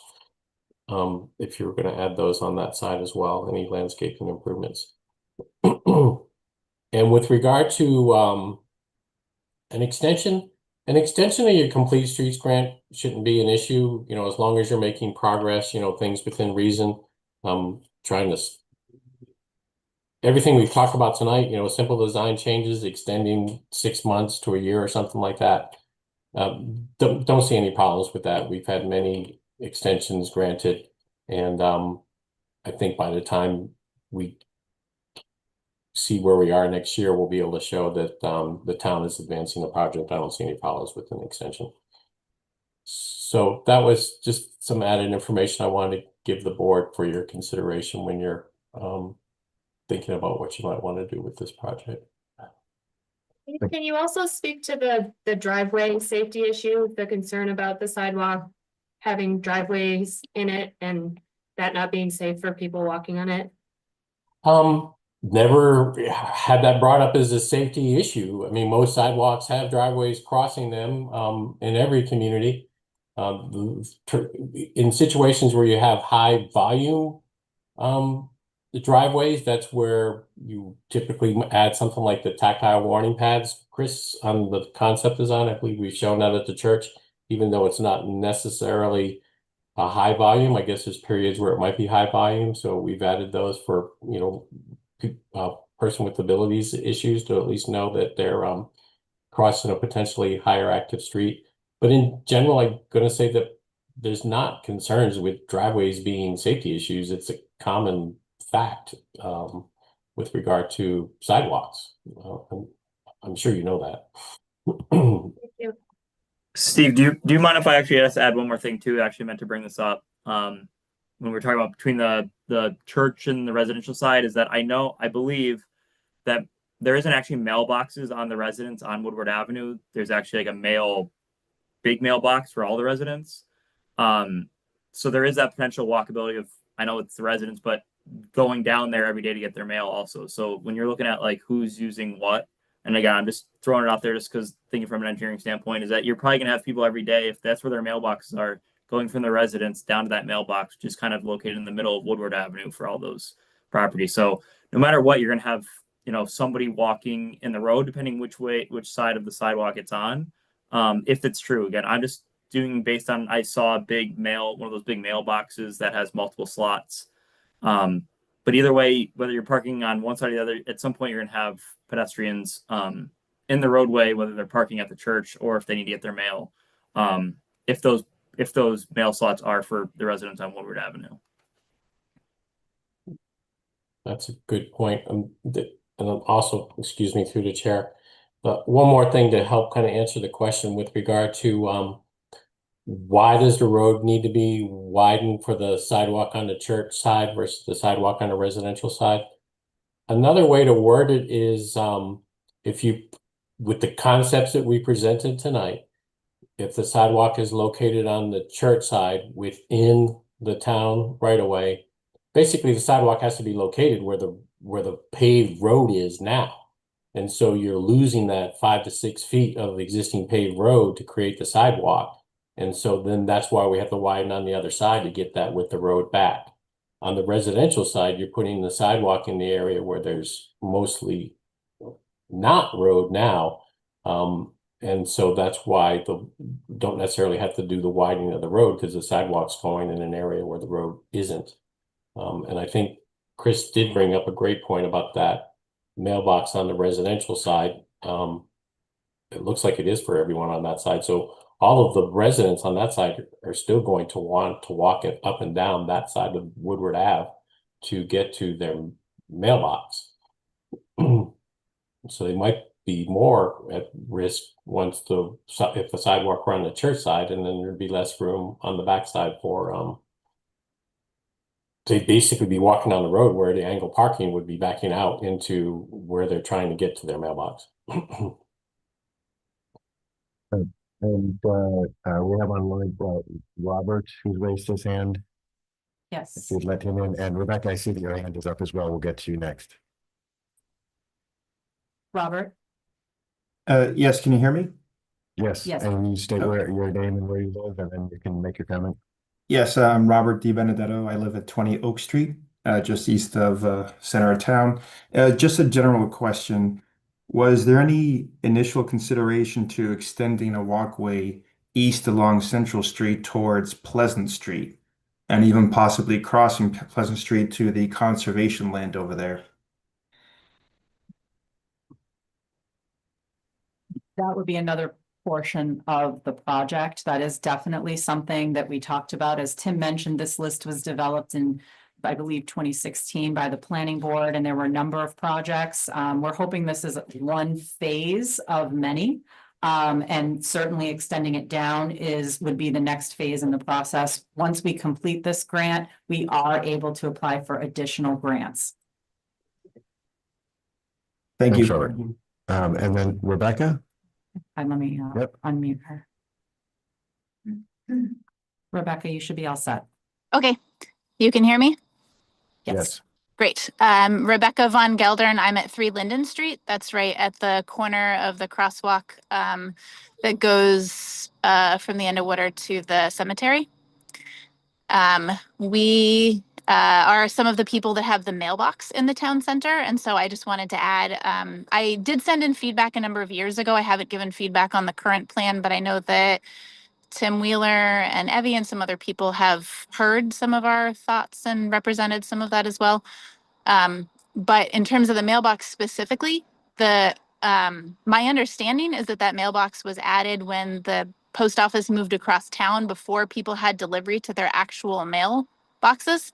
And I would be of the perspective that taking out that old mailbox and having us join the rest of town at getting our house delivery would make that add in to the plan a little bit easier. And that should be a consideration. Thank you. Okay. If we don't have more questions up here, I think we will mull over this, probably bring it back for our votes. We'll let you vote. You folks are welcome to continue to email selectboard at Town of Berlin with comments. Know that it is sometimes difficult for us to respond to some of those emails because of open meeting laws. I've gotten in trouble several times where I have individually responded to an email that came to select board and then someone replies back to all. And then my conversation is now shared with other select board members and it can become problematic. We try very hard not to even go into the gray areas of open meeting law rules. But we do get them all, we do read them all. And we get the comments. And you had something else you wanted to say? I was just gonna add for next steps, would love to put this on the next select board agenda to vote, if we can, on a concept. I know that may be problematic with the church, but see where we're at in the next couple of weeks. The initial goal at least was to do a public meeting by the end of October, beginning of November with the preferred concept, and not that that's a final concept either, but get additional public feedback at that time. So we'll have to see how that time frame works with further discussions with the church. So we can end up voting on a sort of preferred design and set a date for a public meeting. They can get comments on it for October. That would be very helpful, I think, for to keep the current timeline moving if possible. Okay. Chris and Steve, I don't know if you had anything else to add before we wrap this up. No, I think I'm good. Do not. Thank you and good luck. Thank you both very much. Thanks. And we are set for then our next public hearing, which was scheduled for a little bit ago, but we will start our assessor and tax discussion for our tax policies for the coming year. May I ask one question? I noticed the fire chief has arrived. He has been up all weekend. Would it be possible to have him give his report quickly Sure. and let him go home? It's gonna be on my mind to say whether or not we just let him go. We don't get a report, but come on, get a report and we'll have the assessors come up right afterwards. In the future, though, I think consider Right. those things and we can wait. Hi.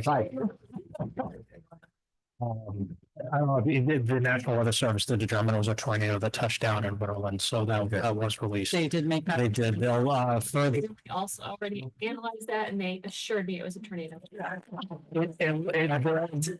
Tomorrow they'll be releasing the information on basically the size, diameter, and everything else that goes with it, but strength. It was at least an EF1, but I'm not sure what the end result of that would be. My report, it covers our emergency responses. We're up over last year. We did 70 responses last year. I kind of broke them down, and I also, at the request of Mrs. Wysocki, I put in the bar graph to kind of show our yearly totals for this time of year. We're at about 636 calls for service, and it puts us about 20% ahead of where we were last year at about 106. Unfortunately, our calls seem to be getting more complex and more involved as we go on here. So fire prevention activity is also up. I put that in there.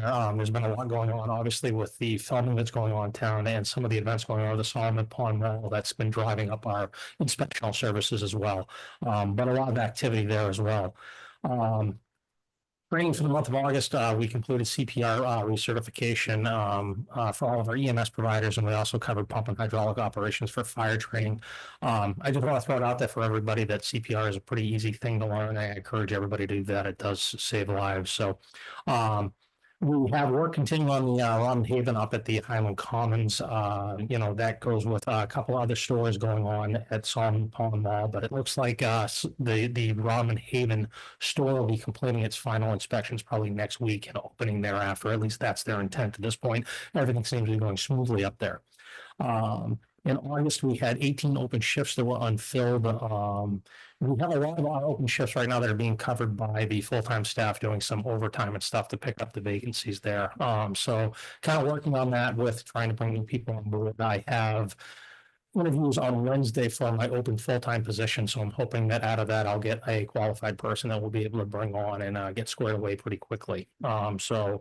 I have vehicle repairs, unfortunately, that have increased in our fleet due to some failures, and our ladder truck is pretty significant. I'm just bringing it up to your attention. It was about $16,000 for us to repair the ladder truck. The failure of part of the rear end that, unfortunately, over the years, I think as we've shopped around kind of doing some maintenance on the truck, I think some things probably got missed by doing that, and one of them was the checking of the rear end with the oil that was in there, and there's a power divider that goes in there that had to be rebuilt. A lot of that was the manpower that went into it. I'm pretty sure I gave you guys a copy of the invoice on that. I believe I sent that up, but if I didn't, I do have a copy to leave with you, but obviously that's a significant cost. And, we also had our engine room, which is the 2012 one, for some preventative maintenance and stuff. And that was about $3,000 just to do the preventive maintenance that's done on the truck. And there's some other items that I'll be working on that truck in the future, but I'm finding is a lot of the trucks are going to need a little bit of TLC this year as we go through it. But hopefully that's going to prevent some of the significant failures that we just experienced with the ladder truck. I'm sure you're aware the muster truck was sold. It remained in town. It's now located in front of Bridge Realty. And basically he's keeping that as a statement piece down there from what my understanding is. He'll have that up and running, but that is no longer on our rules. So the knot truck was also, that's the antique fire truck. The Relief Association did move that out of the old fire station. So that's vacant and gone from that. Just bring up the home safety program that we do for the safety checks for our residents. We've been actively promoting that. We're seeing an increase in that as well, which is really good. We've been out replacing smoke detectors, kind of putting in some carbon monoxide detectors and working with residents in town. So again, if anyone's interested in that, please reach out to us. We'd love to come in and kind of help people with that. October 4th is our annual open house. It'll be from 11 a.m. to 3 p.m. and we'll have the fire truck rides, the auto extrication demonstration. We have the air medical helicopter that'll be there. We might have the state police mounted patrol. We'll have food, raffles. There'll be games there for the kids. So please come on and see first responders and know what they do for our community every day. What we've done is we've started a joint inspection program with the Hudson Fire Department up at the Highland Commons, along with the joint response up there. We actually had a building fire that occurred up there at the Hand Stone Massage facility in the strip mall about 2 weeks ago. And we found there were some deficiencies there between the two towns. It's actually located in the town of Hudson, but the keys didn't work to get into that building, and the keys for the buildings next to it didn't work. So we had to break some doors to get in and stuff and in order to do our job. And with them switching over, they're going to be using the same dispatch, regional dispatch center that we're using. So it gave us the opportunity to start doing some joint responses up there, joint inspection services, and make sure we're doing the same thing up there. So they're really smooth the operations up there, but that is starting actually as of today. They're being dispatched, and we've been working with them since that fire to get up there, kind of go through, make sure all the keys and all the stores are working the way they're supposed to, and that we have access and we have emergency contacts for them. And that's pretty much my update for you. Nothing. I was gonna say. No, go ahead. Thanks for the rest. Yes. I know there was a little bit of hallway noise as folks exited, so just reiterating that National Weather Service has confirmed that there was a tornado actually in Berlin and in Stowe. Yeah. So we'll see as that literally just came through. Yep. So we'll see as we get more information. And you should see, I think Channel 5 will be broadcasting live from town tonight for the 11 o'clock news. I think they'll be up on Barnesville Road, along with some other footage from around town. So, yeah. So thank you. And then I'm just gonna throw a shout out to the police chief and the highway superintendent just for the work over the weekend. It kind of had a mini emergency operations center activation with everything that went down, and the above and beyond from the police department, the highway department, from DA Rubin coming in just to work to make sure that everything got done, and that we served the residents and got everything that they needed that were affected by this. So I wanted to thank them for everything they did and for you as well. So thank you. And thanks to you as well. Thanks. It was a coordinated response. It couldn't have done without everybody, and it's just really impressive how well everybody worked together, so. Yeah, I was the food provider, which people really seem to like that, so I'm gonna be the one who delivers food from now on. Good. Welcome. Good evening. One thing to follow, right?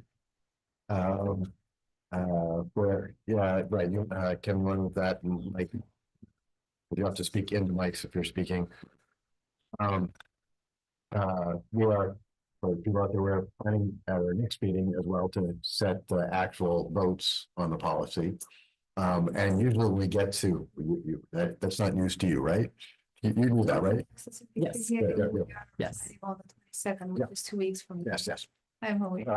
The odds that was, and we sometimes when we do that meeting, we have some questions that affect policy, and I think a chance today to talk about some of those things so that any charts or graphs that you bring will answer some of those questions that we have. Yes, I tried my best. Thanks to Kristen and all of you for the questions. And I have some material as we go. I am going to distribute, so we kind of are all in the same page when it comes to numbers. So in this, based on the options, the first question was, please discuss the 4 tax classification options, including our current select options and changes that are possible. So basically, we have 4 options that need to be considered at the classification hearing. First option is the single tax rate or split tax rate, open space discount. This does apply to Berlin. It was voted, it is in bylaws. And then the residential exemption and small commercial exemption, this also applies to Berlin. It was voted, I believe, a couple of years ago, and it's in the bylaws. Please explain how many parcels the current open space exemptions in the town of Berlin. We had 98 chapter parcels. 55 of those parcels are mixed use. Some of them are commercial. Okay. That's my world. Okay, so town of Berlin has adopted an exemption up to 25% for the class of open space. This was voted, I believe, years, and it's in the town bylaws. The next question, the current small business exemptions and the total amount of each type of exemption. So it's the 10% discount in the commercial value. That's what we give the break. For example, if we have a mixed use of residential and commercial, I only do the math on the 10% of the commercial value. It is very interesting. I sent out the application, and believe it or not, I only have received 7 of them, and that's pretty low compared to other years. Last year I had around 28. And this is the small business exemption? Small commercial exemptions, Oh, yes. small commercial, I'm sorry, yeah. Yeah, only 7. So for small commercial exemption, they have to have a maximum, the property can't be, or there's like limits, so they're like. So to be eligible for the small commercial business, the building value cannot exceed 1 million, and it says value exemption goes to the building owner, not to the business owner. Yes, those are, and basically they cannot have more than 10 employees.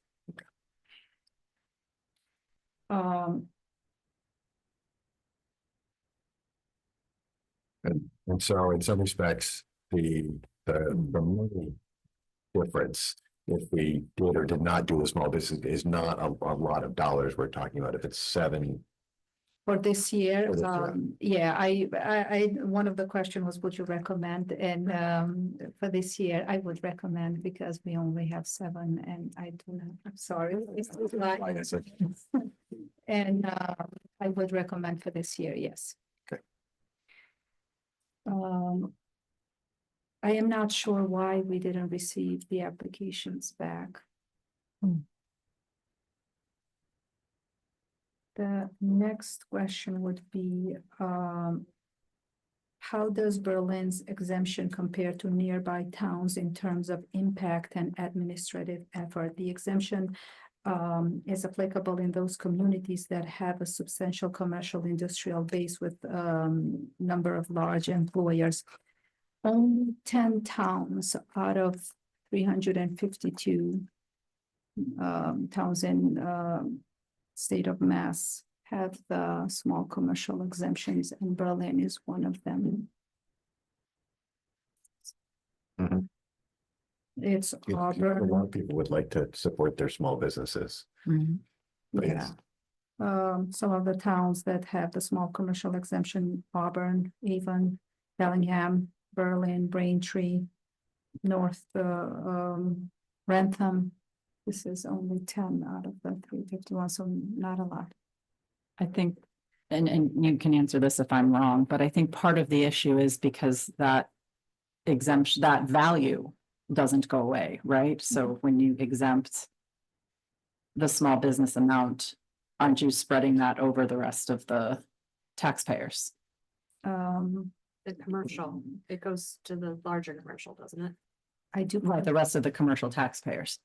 Correct, but I do believe the. That's right. It really does. I believe it goes under the overlay. No, not the small commercial exemption. Yes, that's the burden. That's the reason. So there are some reasons against adopting small commercial exemption, which would be that most businesses in the town, I do believe, lease. And the exemption would shift the greater burden into the higher value properties. I believe the portion of the tax levy would be 14%. So yes, you are right. I was thinking about the overlay. For No, that's okay, and I didn't say Yes. commercial, so I wasn't clear either. Yeah.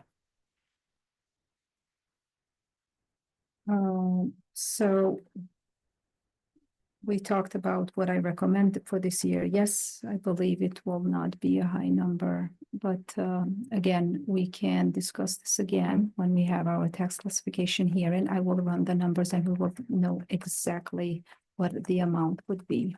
Because today, I kind of, we got approved on the LA4, but I submitted the new growth and I kind of did everything, so I didn't have a lot of time to do a lot of calculations since we're waiting for the other numbers to be complete. So I'll have more of a real number. Okay, the next topic is residential exemptions. So for the residential exemption, I have I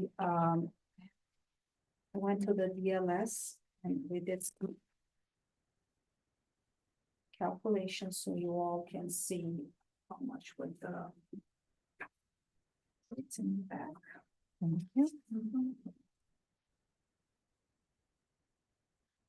For FY 25, based on the values.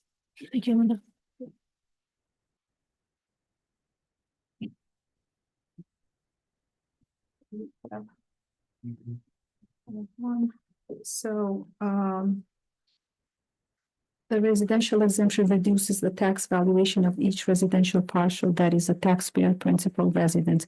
Granting this exemption raises the residential tax rate and the shifts that the residential tax burden from low valued and owner occupied homes to a higher valued and non-owner occupied homes. This is a shift only in the residential class. The maximum exemption amount could be up to 35% of the average assessed valuation of all Class 1 properties. Adoption of a residential exemption is of benefit only in those communities that have a substantial number of non-primary residences. Most of Berlin's residence property are owner occupied. In the state of Massachusetts, we only have 18 towns How many are down the Cape? Correct. Okay. Yes. It's Boston, Brookline, Cambridge, and a large amount of seasonal tourist housing like Provincetown, and yes, it's in the. No, but if I read the graph or the chart you handed out, it would, in some respects, and I know there's assumptions in this chart, but that at about, 800,000, if your property is worth less than that, you would have a lower property tax value, and your property is worth more than $800,000, you're likely will have a higher tax property. So it would allow it for sort of, if you wanted to make something more progressive, so the people in theory have slightly lower incomes, and there are people with lots of incomes that have low value houses, and there's people with low incomes that have probably high value houses, but it would shift the tax burden a little bit. Yeah, this is only a 10%. The calculation is done at 10%. Right. And then you can see the values here, the tax bill. This is actually the real values for FY25 that I calculated. So basically, tax bill without exemption and the tax bill with the exemption and the change in the tax dollar. For example, I can just read the first. If the home value is 60,000, then the tax bill without exemption will be $851.40, and tax bill without exemption would be $16.29. So the change in tax bill would be minus $835.11. And then you can see based on the home values as we go down what would be with the exemptions and without. If you guys want to read it, or I can put this in the tax classification in a PowerPoint presentation so everybody could see it and see it. Yeah, I'd like to see, I think as a whole, I'd like, this is I think of the changes, it's the one I personally would like to explore the most. Because I think the idea of taking the tax burden sort of to the more high value properties in town has some of the benefits I think we can, is to make this stuff more affordable for people. If someone bought a starter home for 400,000, which to me is hard to wrap my brain around, 400,000 is a starter home, but this would potentially lower their tax burden, and that the people who have some of the higher value properties here would just pick some of that up, and I think it would help encourage, I think, potentially some better valued homes in this town. The one question I would have is with Berlin going to, what did they say, 40% senior population by 2030? I wonder how many large, maybe not a large home, but somebody who has 20 acres, would that be, that a land rich, but on a senior, on a fixed income that I'm sorry, I'm not articulating myself. I know.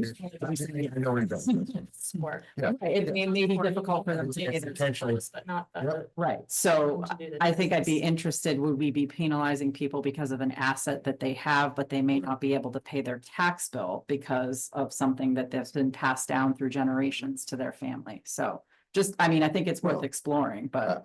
I think there's gonna be people at the lower end who, can't, again, just from one to another, there will be winners and losers. Yep. Um, It's an interesting And concept. the person who owns a $400,000 home has less home that they could get a reverse mortgage on or a second mortgage on than someone who has a $1.6 billion. That's very true. And then also, there are like administrative things that they need to do every year. They have to apply and they have to bring their tax income Yeah. and show that they live in the town. And that would be like The administrative overhead. correct. So that would be I would probably request. Right. More staffing in the assessor's office to run it. Yep, it makes sense.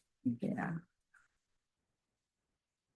I can. We And don't that- know, I'm sorry, okay. we don't know how many people this actually, like how this split would sort of play out as far as numbers, like. how many Actually, people- these are the actual numbers. No, but we don't, we have a sense of some, like Rockwell is not owner occupied, the Rockwell Apartments, but we don't have a sense around town of the number of properties that are owned by.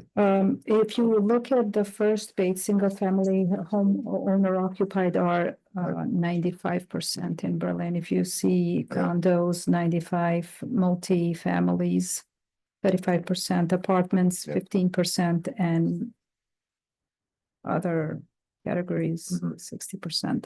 But we don't know how many are valued under that break. That was, Break yeah, what I was point. asking was which properties, how many properties fell into that lower tier and how many fell into that upper tier was kind of where it was going.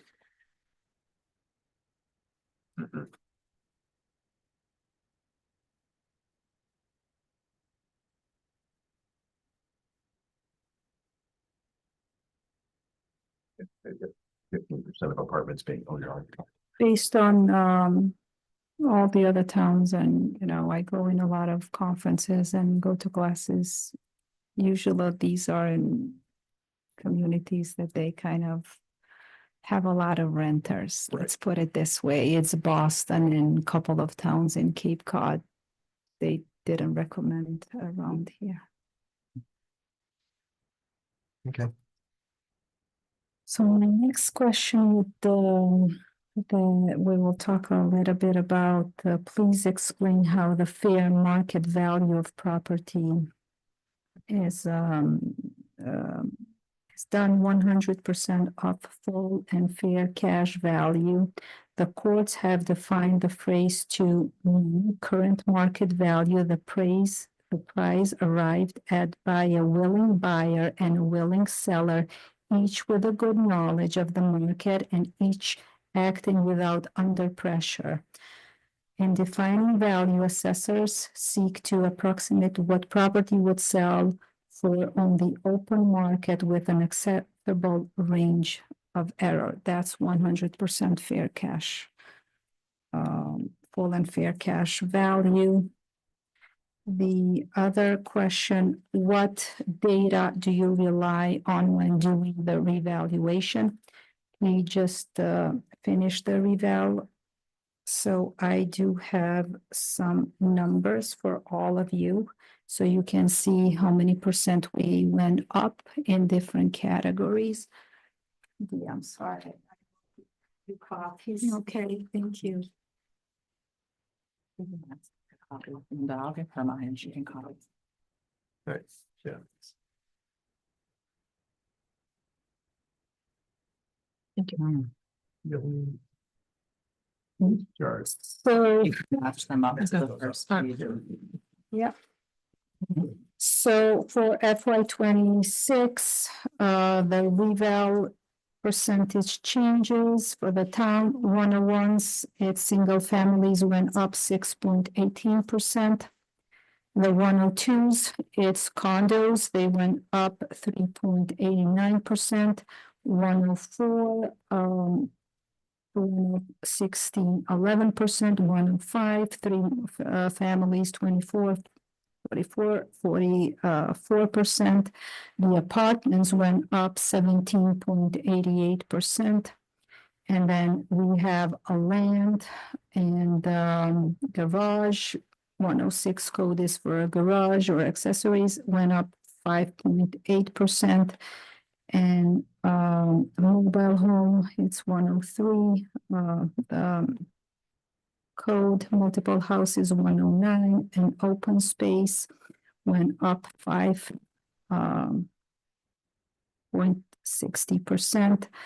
Commercial 11.45%. Industrial 10%. And 900 is the code for the exempt properties, went up 5.09%. We had a public disclosure. All the values were published in our town's website. Nobody came and requested a change. After the deadline, I just signed the LA 10 without no changes.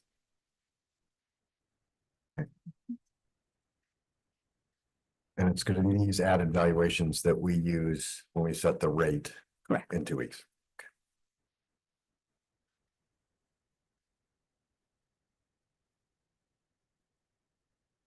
Okay. Some broader numbers there.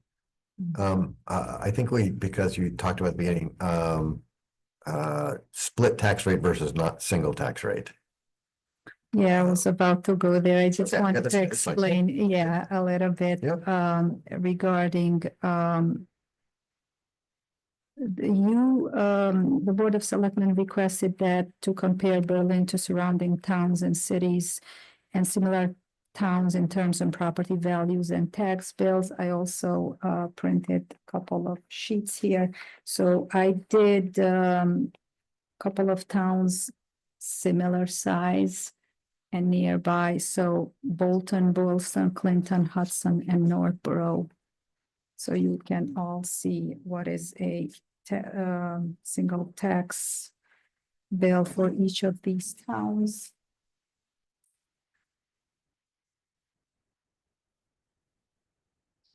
You can have these of the stack and. Yeah.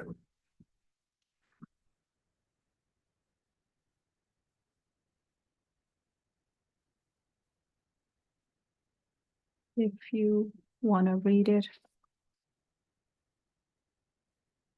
This is for fiscal year 2025.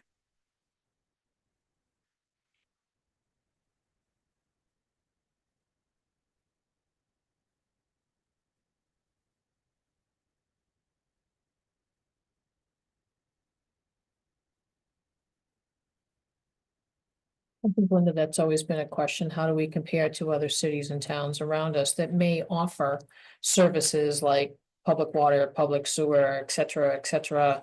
And you look at Berlin's rate and we have none of those. So this is kind of like nice to have to show where we are.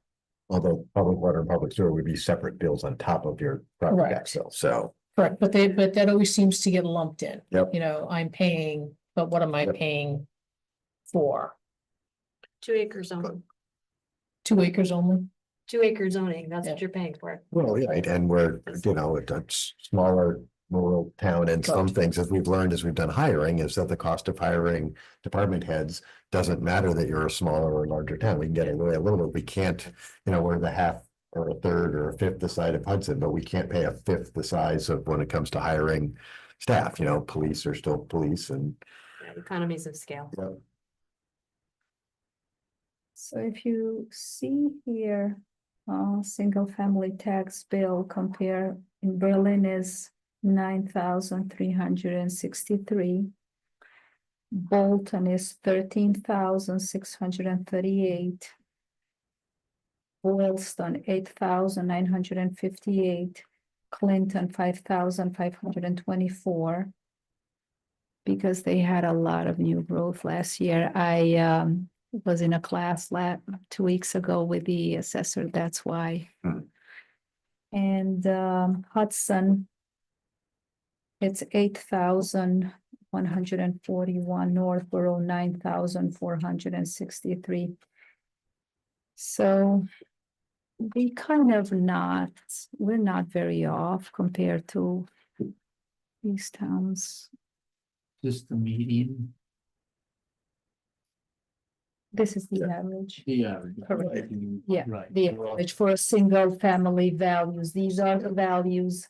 And these are Berlin has 851 single family parcels compared to Bolton 1,751, Boylston 1,498, Clinton 2,443, Hudson 4,470, and Northborough 4,080. Berlin is kind of the smallest single family parcels. And the single family values in the town of Berlin are 561. Kind of have 1 million, and then we have Bolton, single family house is like 1,436,000. Boylston, 970,000. Clinton, 1 million. Hudson, Northborough, a single family, an average value, it's a 2,261,000. Well. Okay. If you would like, I can put this on the PowerPoint presentation for the Yeah. residents so they can compare and It's see. not too much work. I'd love to see West Boylston just added to this only because we don't, Boylston is fine. As you can say, who we share the school district with, I was getting my brain. I can I'll No, make a note. they're there. No, West Boylston, Boylston is fine. Boylston is fine. Yeah, no, I'm fine. Yep. So the next, the other question is tax bill, can the assessor show the projected tax bill? Not yet, we're still working on the numbers, until we are done with all the local receipt with the CP, A numbers and, the, overlay. I have like a general number, but I would not feel very comfortable sharing until we have everything. New growth. What percentage of residential growth is driven by new construction versus reval? New growth is the dollar increase in the annual levy limit that reflects the additional tax revenue generated by new construction renovation in the property tax during a calendar year. What does not qualify as new growth is reval increase in value due to a normal factor. So new growth is strictly new construction, renovation. And we get new growth based on the reports from the building inspector, the permits, and by law, I have to inspect all the permits by June 30th.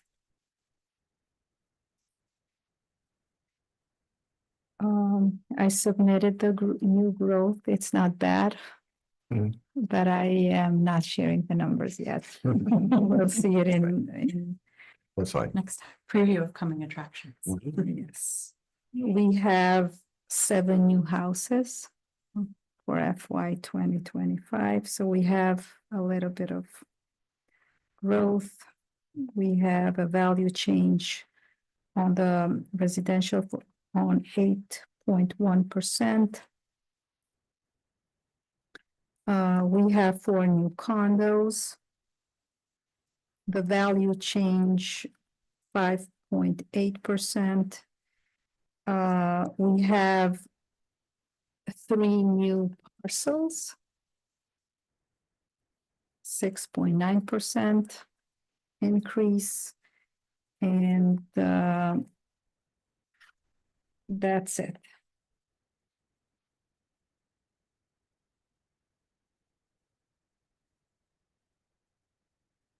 The next question is abatements. Is the number of annual abatement requests going up or down? For fiscal year 2025, we're granted 20 abatements. 2 of these abatements are CPA abatements, and the total amount granted was $15,993, and all were residential class, and 3 land abatements granted. 12 were denied. And that's the other question that's gonna be on is, where's that $15,000 that come from? That's so. How do abatements impact the overall tax rate? It comes from the overlay budget. So the overlay budget is a fund anticipated for abatements, exemption, and senior work off.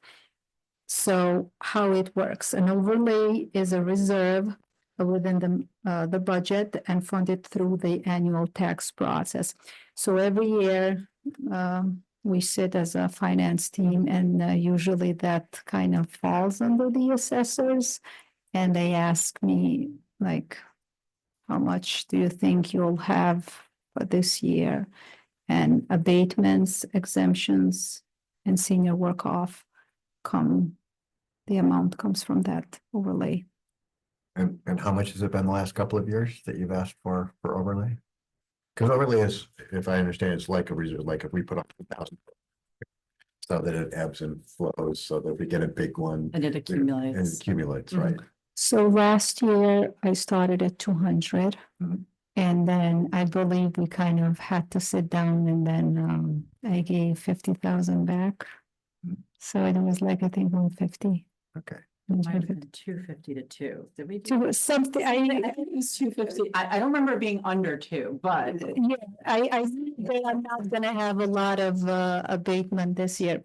yeah, it's usually around 200, but we do like the cumulative effect, especially because we've had mall abatements that have been substantial, and if it goes to ATB, You know, and then we don't have a choice because they tell us what to do. Right. So, yeah, I think we were up though last year almost at 800,000, if I remember correctly. So we didn't have to add as much to it as we had in previous years. Does that sound right? I think so. And then I remember, saying that's fine, Then we because, say, let's make a deal. Yeah, So, Well, yeah. yeah. And as you pointed out, the other part of what that overlay pays for is not just for the abatements, but for the senior workoff programs. And Correct. how much does the town spend on the senior workoff program? About $20,000. Oh, it's a cap. Threshold, yeah. And is that a town cap or is that a state cap? That is town determined. It's something that the Board of Assessors has set as the maximum that we can take essentially. It can change, but that's the way it's been for Yeah. eons, as far as I know. Right. So this year, that's why I raised a lot of questions because it was more than I anticipated. And I know I'm kind of protective of the overlay. But it just went a little bit more than, I usually like to keep it at 15,000. We've had some years where it hasn't reached 20 because we didn't have a full slate of volunteers, but as you saw in the senior work-off policy, it did have the 20, and perhaps when that was established, there might have been a disconnect between the assessors and the select board office at that time, because I don't know when that was actually set for that number, so. Right, as we know, inflation, the 20,000 go as far as it went 10 years ago, And Wage went up. yes. which means less hours and Right, so there's been a challenge with, having, well, we did it so you could up the hours. But you're paying more than, right, because now that it's $15, $125. That's the, yeah, that's the max. So then you can have do less volunteers because we have to reflect minimum wage. So it becomes challenging that way, but I think that's a good conversation for us to have. Right. Because obviously if we were generally at 15, but there was a policy that said 20, we have to figure out where that disconnect came from. right, and that's not a decision that has to be made in 2 weeks, because that's part of the budget process. We can decide some of that as well. Yeah, that actually does have to be for the recap sheet, though. So that does, when we do the recap sheet, which gets done before the tax hearing, we do discuss how much is going into overlay overall, but we Right. don't have to spell out the specific parts of what Right. that overlay is used for. Yeah, and then part of the exemptions also, it's reimbursed by the state. Mhm. So, Could we raise that limit? Yeah, I think that's what we're about to say, is I think it's on the assessors that can raise that limit. Yes, Okay. it's up to you guys, but then you have less for abatements or. you mean, which The senior work off, I think the senior work off or the exemptions? Senior work off. senior work off. Okay, The 20,000. 20,000, and oh, okay. because like we're reducing the number of opportunities for people who have skills that they could give to the town, because they also still have to do something that is useful. It's not just money we hand out, but that for people who might need that, and it could make again, as we're trying to find ways to make a difference, we need people who stay in their homes and not, that couple $1,000 off your taxes could make a big difference to a bunch of people. I had a question from a resident regarding exemption. And we have a set number, how much asset you can have as a single, as a married. I have the spreadsheet and I calculate every year based on the 3% of the Social Security. But I am a little bit surprised because I don't really have a lot of people that apply. Okay.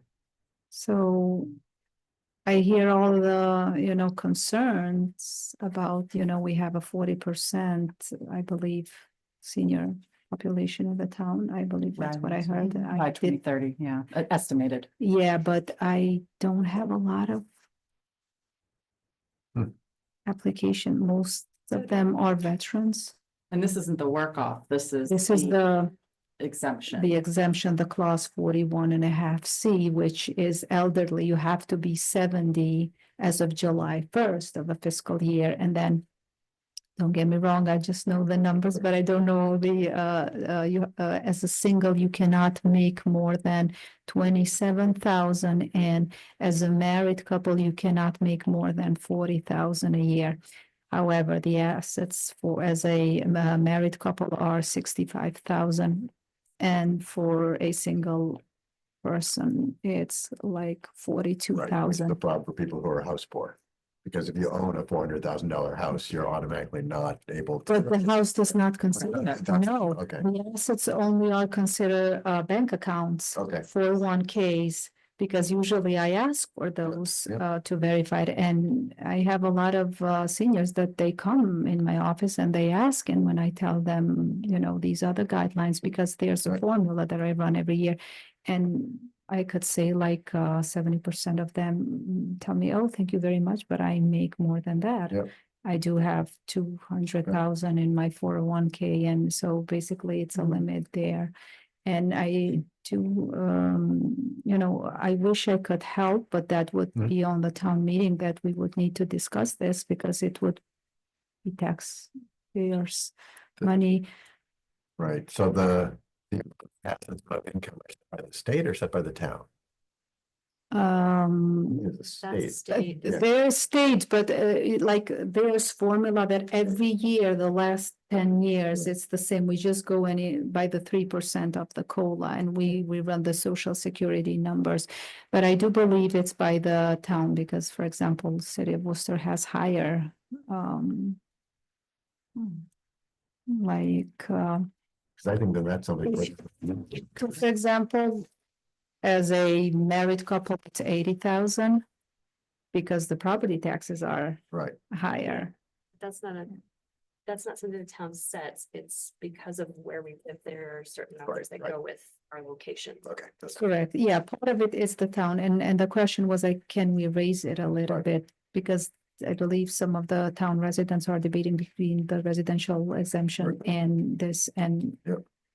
we can discuss it, and if we wanna make it as a, say, a single person making 35,000, we Yep. can do that. Is there a mechanism to do that at town meeting? Oh, yes. So I think just something to look at. Yeah, What- can we what- get some what- more information on that? Yeah, between the two of you could look at that, Yeah. because if it is something the town can set to make more people qualify, we would at least look at that. Cause your number is like under 10, right? For exemptions for seniors? Correct, they don't apply, because usually they're more above that, what we have, and, so, yeah, we can discuss it, but there are towns, like, for example, that they just give $500 on a senior exemption, that's what they voted, and there are towns that they give $1,000. I mean, for the veterans, it's a little bit different, because we have different guidelines, and for the blind, but for and then I believe in the next town meeting, we will discuss the HERO Act. Mhm. If we going to vote for the increased percentage for 2 clauses. But I think we need to be careful too about tossing around the 40% seniors in town, because that can be very misleading. You know, if you have 40% of seniors, where do they fall on this chart? Is it 40% of seniors that live here, 40%? Yeah. Kind of like COA, 40% seniors, 4 people take, advantages of that. So I just caution we have a high amount of seniors. You aren't able to tell me where these seniors are, so that's why I cringe every time we hear the 30%, 35%. It's very misleading. Well, I use it because of the study that we funded for the UMass gerontology study, just so that people have an understanding. It doesn't correlate with income, but it does correlate with people that are retired and typically are on some type of fixed income because they're no longer working. But you don't know what kind of assets they have or anything of that nature. Correct, but that's all I'm saying is that be very careful, because people are going to think, oh, we have 40% of people in town that are seniors and that are poor and that can't afford this, when you may have 30% of those 40% of people that are living in $1 million homes. So that's why I just caution on using oh my God, we have so many old people in town. And That's all. for me, it's no way of knowing. I don't have the census, and I can, ask like, hey, you have a nice $1 million, like, are you retired? Yeah, how old I are you? do not do yeah, they're not like the community 55 and up, like we have But those even vary. The only thing you know is we have some affordable units in town that people qualify for, but that does not capture Right. everybody. And that's a perfect example, over 55, you're old, but you're living in $600,000-700,000 homes. So again, it just skews that 40%. So I just ask for caution when tossing that number Yeah, around. if we don't have something, and I would literally have to go each single parcel and know like who would Right. fall and yeah. And all these 55 and plus condos, you cannot find a single condo that is less than 700-800, and they Right. are being sold. Crazy. That's why basically based on the sales analysis, we had to increase the condo because if the buyers are willing to pay that. Mhm. Okay. And so I believe we're good with the abatement. So once I grant the abatement, it comes from the overlay and exemption. And then when we get approved on the LA4, I have to do first I do the sales, the LA3, the LA4, the LA13. And then after that, like today, I had to put all the abatements that I granted for FY25, the total numbers, I divide them by each class, and we put it in Gateway. So that kind of goes behind the scenes on calculating all the numbers. This is how it goes. The other question, which policies would the assessor like to see the select board adopt? I would like to see single tax rate being adopted, and I have some pros and cons. And then we can discuss this in our tax classification hearing. So the pros are that it offers residential property owners some tax relief.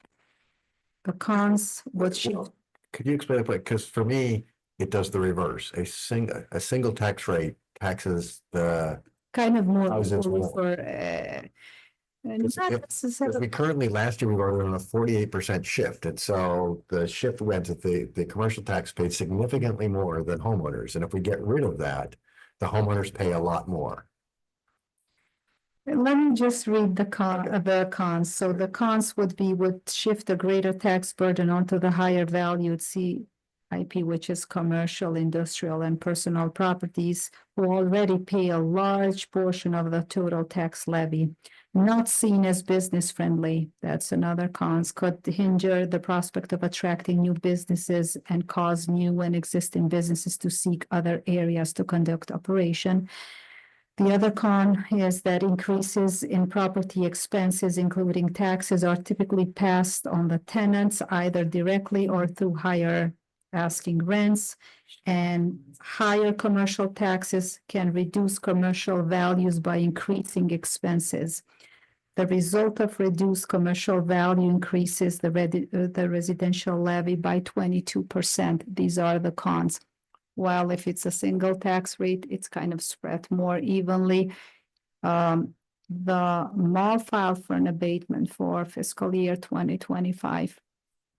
The mall and Sears again. So we reached a settlement for the mall at 26 million. Even for 2025, I didn't raise the value because of the settlement, however they filed. So when we did the reval between the attorney and Vision, we lowered the value again.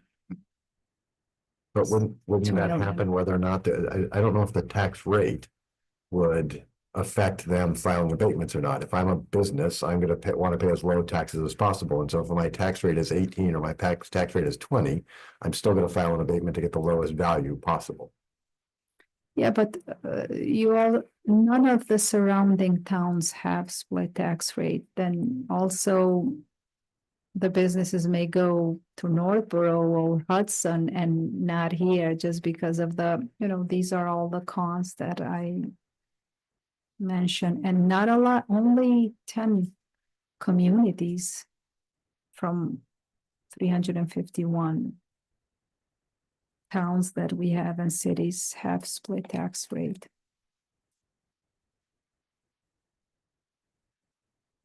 I would still need to see the numbers. If my tax bill is $10, wouldn't that be nice?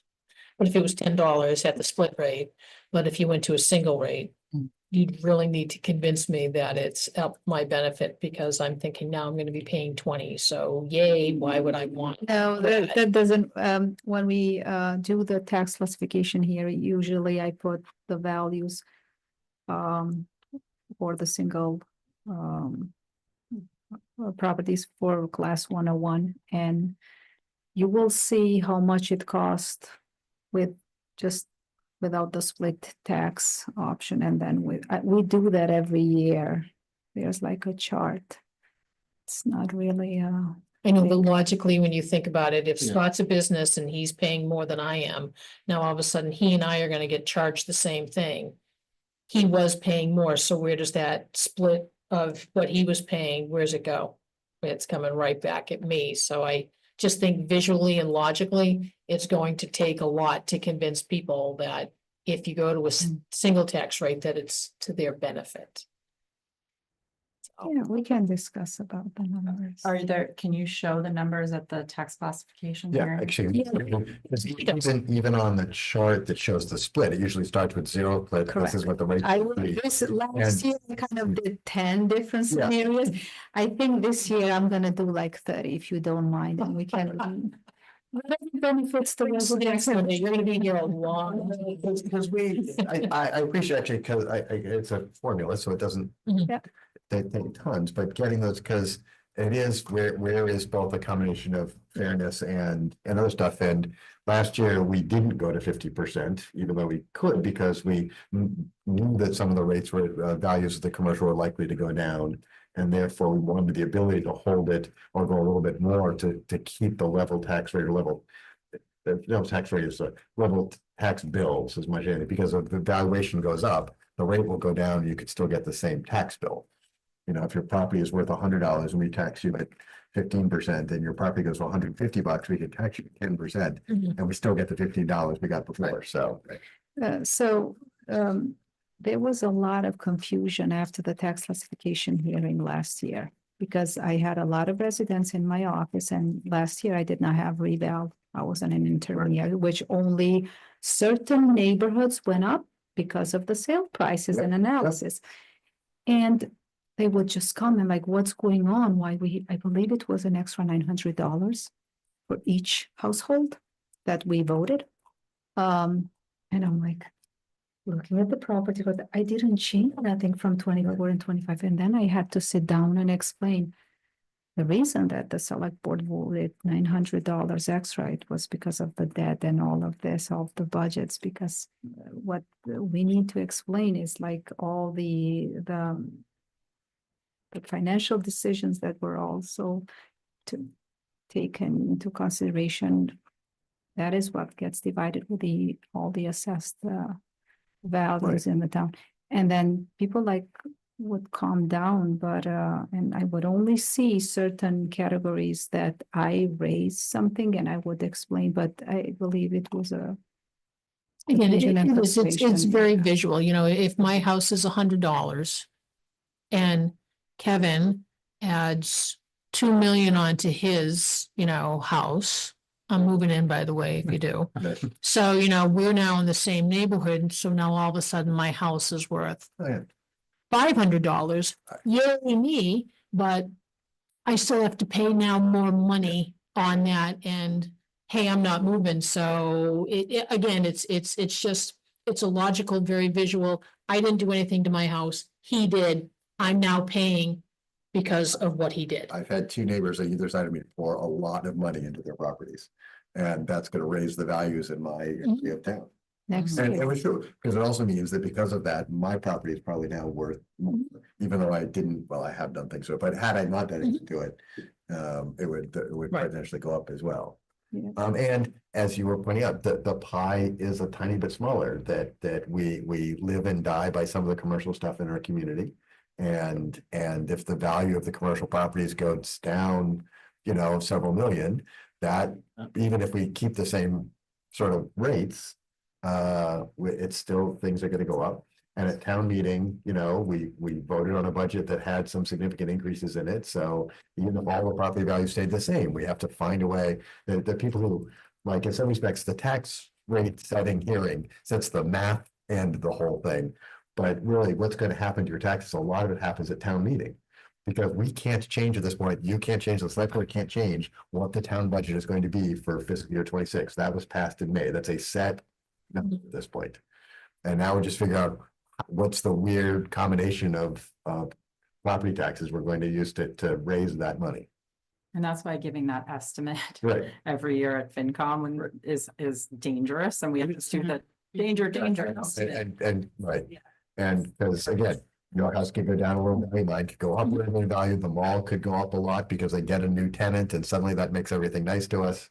A new development could happen in town. There are a lot of things that go into this, and that's why it's hard to say, you know, your bill is gonna go up X or Y. Why I have a really hard time even trying to say numbers at some of these things, because your mileage will vary. Last year, I went up on condos. Yep. And I had a lot of frustrated residents, like, how come? Right. I voted at 400-500, yes, but I had 10 sales. Yep. In this neighborhood that they all bought the condos at 700. So you have to pass, it's all statistic, it's the median and the COD. People get excited when their neighbor sells their property for a lot of money because that means they potentially have some more money, but that also means their property is worth more and their taxes are likely to. Correct, and it goes by neighborhoods as Yeah. well, so, yeah. How do I get my own neighborhood? Just asking. Well, I need pegland. Do I cannot buy a moat? Yeah, really. Another moat. Okay. So the next question is. You want me to move out? No, I want you, I want you to stay, Kevin. You're a good neighbor. You can stay. I'm just You guys live in the same street? For us, I can go into my yard and basically yell over at him in his yard. So, yeah. Mhm.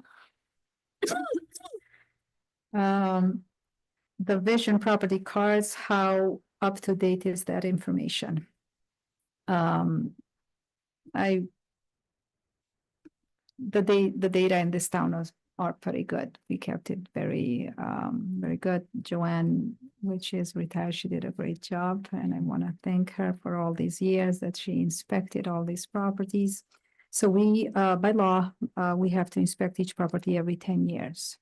And on the vision card, under the assessment, you can see all the visit history. And then every year we have to go and close the permits, all permits, regardless if you have solar panel and those are exempt. I will put them as an exempt, but we go and visit them because we have to close. So every 10 years, we have to literally try to attempt to go inside the house, measure from outside. Those are called sickles. And so I run a report every year. And then I see, for example, I have 200 houses that were last inspected in 2006. Now we're 2020. 10 years, so we go and inspect those. And so in some respects, the accuracy of those databases that we set the tax on is based on your ability to see things. If people don't let you in their properties, then the chances that it's accurate, and it could be accurate one direction or another, you know, off if people aren't letting folks in. Yes, and we have a lot of those, and by law, I have to estimate. And that's why it's important to let the assessor in. And if not, then, you know, once they receive their tax bill or they ask for a print of their property cards and they see that there's some kind of we disagree on some kind of things or any value, then So the discrepancy arises when we don't get in there to make a judgment on what's there. Yep. So it's not as easy as she's making it sound. Right. Okay, so, and the property card record is only as good as what we have. So I'll be honest, some of them are not correct. Yeah. But no fault to hers. But you can't get in there, and we're dealing with several now who Right. I guess are pretty unhappy about the way things go, but if one, you didn't let us in. Right. Two, you've added things that you never get taxed for. Yep. So kind of a. Not as easy Right. as it sounds. And because this affects taxes, it's a highly regulated area. And so even if there was a mistake made at some point, to get that fixed, there is a highly prescribed process that has to go through to get that fixed. I remember when I thought long before you, well, not before you, Kevin, but at one point I filed an abatement on a property I used to own, and, you know, I thought it was a fairly simple thing, but it is a complicated process. You have to make sure it is done dispassionately and done based on data and observations, and you know, I hate bureaucracy with a passion sometimes, but there's a reason it exists. It exists to make sure that things are done fair, and that the assessors aren't just going like, oh, I like my neighbor Peg. Her property is now worth $3.25. Ooh, Scott said something bad about the assessor's office. I'm gonna make his property worth 17 million. You know, that you can't do that. You have to do it based on observations and statistics and other stuff. And some people aren't happy with some of those things. And I I'm sad totally that agree, yeah. I'm bummed that there's bureaucracy, but bureaucracy is there to protect all of us. Yeah, I have multiple of layers, like nothing go, I have like the DOR, they checks every single thing, like. Believe it or not, this year they asked me 3 times for the property card of my board members. Right. Just to. Make sure there's no underhanded dealing there with It's very accurate. It's all, I think it's a perfect system, even the CAMA database. Yep. We actually have a case of in town, and I have had a public meeting on that we kind of calculated 600 square footage for living space, and it was a garage, but we attempted 3 different times to go in. And based on the law, it's like, you know, you can just assess whatever you see. And then however, we found out that there was like extra kitchen and a full basement that there was no permit, and I had Yep. a couple of meetings that can you do 8, it's called 8 of 58, when you ask the commissioner to basically, but that is a very hard process because it was not an error. We Right. attempted. Yep. And even the law says, you know, when you get your tax bill twice a year, you should check for accuracy purposes. Mhm. Cannot go back.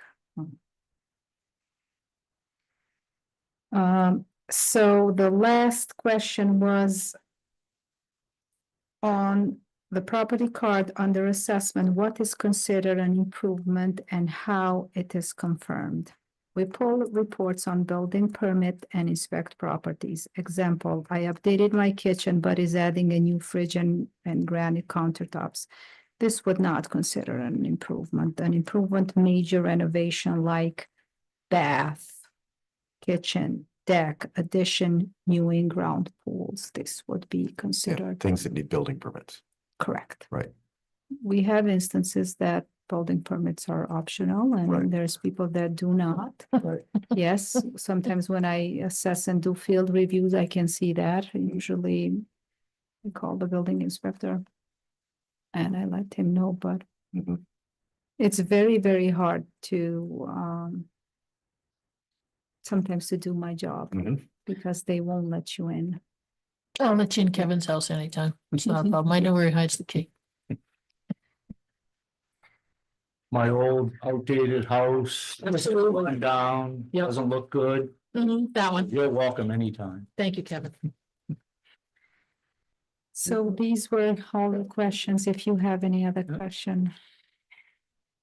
Thank you. It's definitely Thanks. helps. This will make the meeting in 2 weeks go, I think, better and faster. It allows you to adjust your slide deck to make sure that some of the things we might have questions about and policies and be ready for. I know that was a lot, but that was a lot of work. You all Yes. gave many insightful questions, and I tried to Yeah. consolidate. And So I appreciate the answers. They definitely help clarify several things in my mind.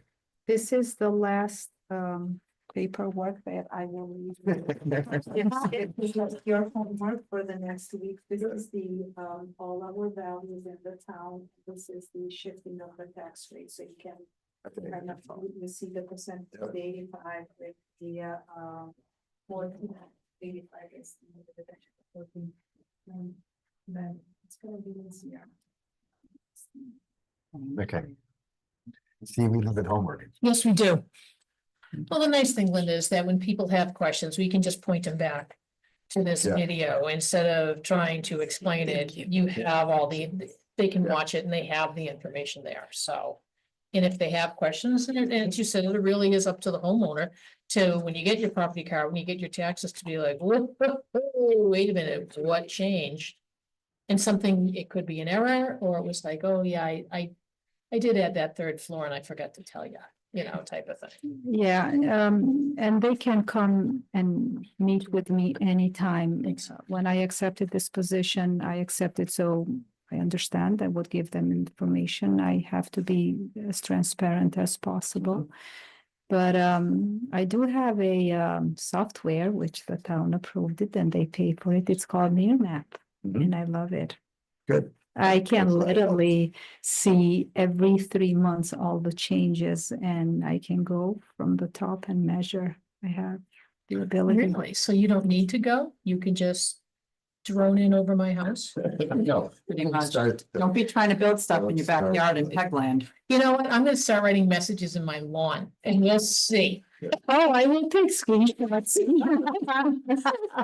Software solutions make my heart go pitter pat. So that is helping a little bit, and but sometimes this year, we had vision.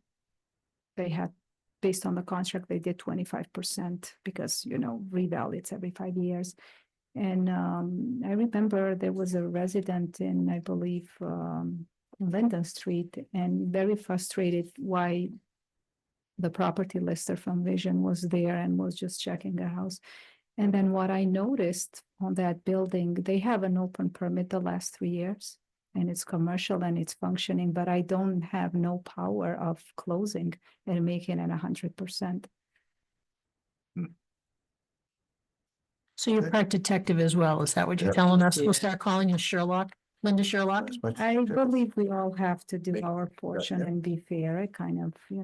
pay, but unfortunately, that's not the case. Sometimes it doesn't go very smooth. I don't think it's a secret that Linda and I worked together in Leicester, and she brought that software to town. It was $5,000. Yeah. And, initially the TA's response was, well, no, we don't have that money. Right. Well, we had a conversation about how much additional revenue it could potentially bring in. Right. And I believe in the first year, you found about $1 million of additional property value that had not been captured because people were doing things without permits. So if you want to talk about what was brought in from that, this young lady over here knows what she's doing. Yeah, I know, the new growth this year is, I'm happy. Yeah. Thank you. And, Yep. 2 weeks, I'll show the numbers on Good. each category and everything. Thank you for having. Don't forget to bring a copy for D, so we don't have to run down. Oh, it's from mine. Oh, okay. Give me a copy of that. All right. So, Yeah, cool. okay. That way it doesn't get lost in the black hole. Awesome. Thank you so much. Appreciate it. Thank you for having me. Have a good Thank night. you. Thank Love you, tomorrow. Do you want to stretch for a minute or two, or we just gonna pound through things? Coming through. Okay. Go for it. Town administrator report. All right, fall special town meeting, as we know, is scheduled to take place on November 17th at 6 p.m. in the BMS gym. Tonight you are asked to open the fall town meeting warrant with a close date of October 6th. We will then notify all departments, boards, and committees of the dates and article submission process. I'll also then be meeting with Capital and FinCom so they can review and vote on their articles. We just talked about the tax classification hearing. There's a possibility we might have to hold a special meeting on September 29th as we're still wrapping up the reconciliation of cash receipts, but I'm really hoping we can do it next meeting and not hold a special meeting because I want them to go out the tax bills to go out the first week of October. And as this dovetails, we continue to work with Eric Hinsharp's consulting firm to close out 25. I am not sure if we will have free cash certified in time for fall town meeting. I am only aware of 2 articles that are requesting free cash at this time. One is the potential cruiser with public safety mitigation money, which this affects stabilization funds as well because they have to go through the certification process. And the Board of Health was potentially looking for funding for the landfill. I did speak with Paul McKelk over the weekend. And he believes as long as we're showing progress with DEP, if we tell them we have to wait until Maytown meeting to have funding allocated, then that should be amenable to them. You know, we can reach out to them and have that conversation if need be. Good news, we had a kickoff meeting for the Energy Manager Grant.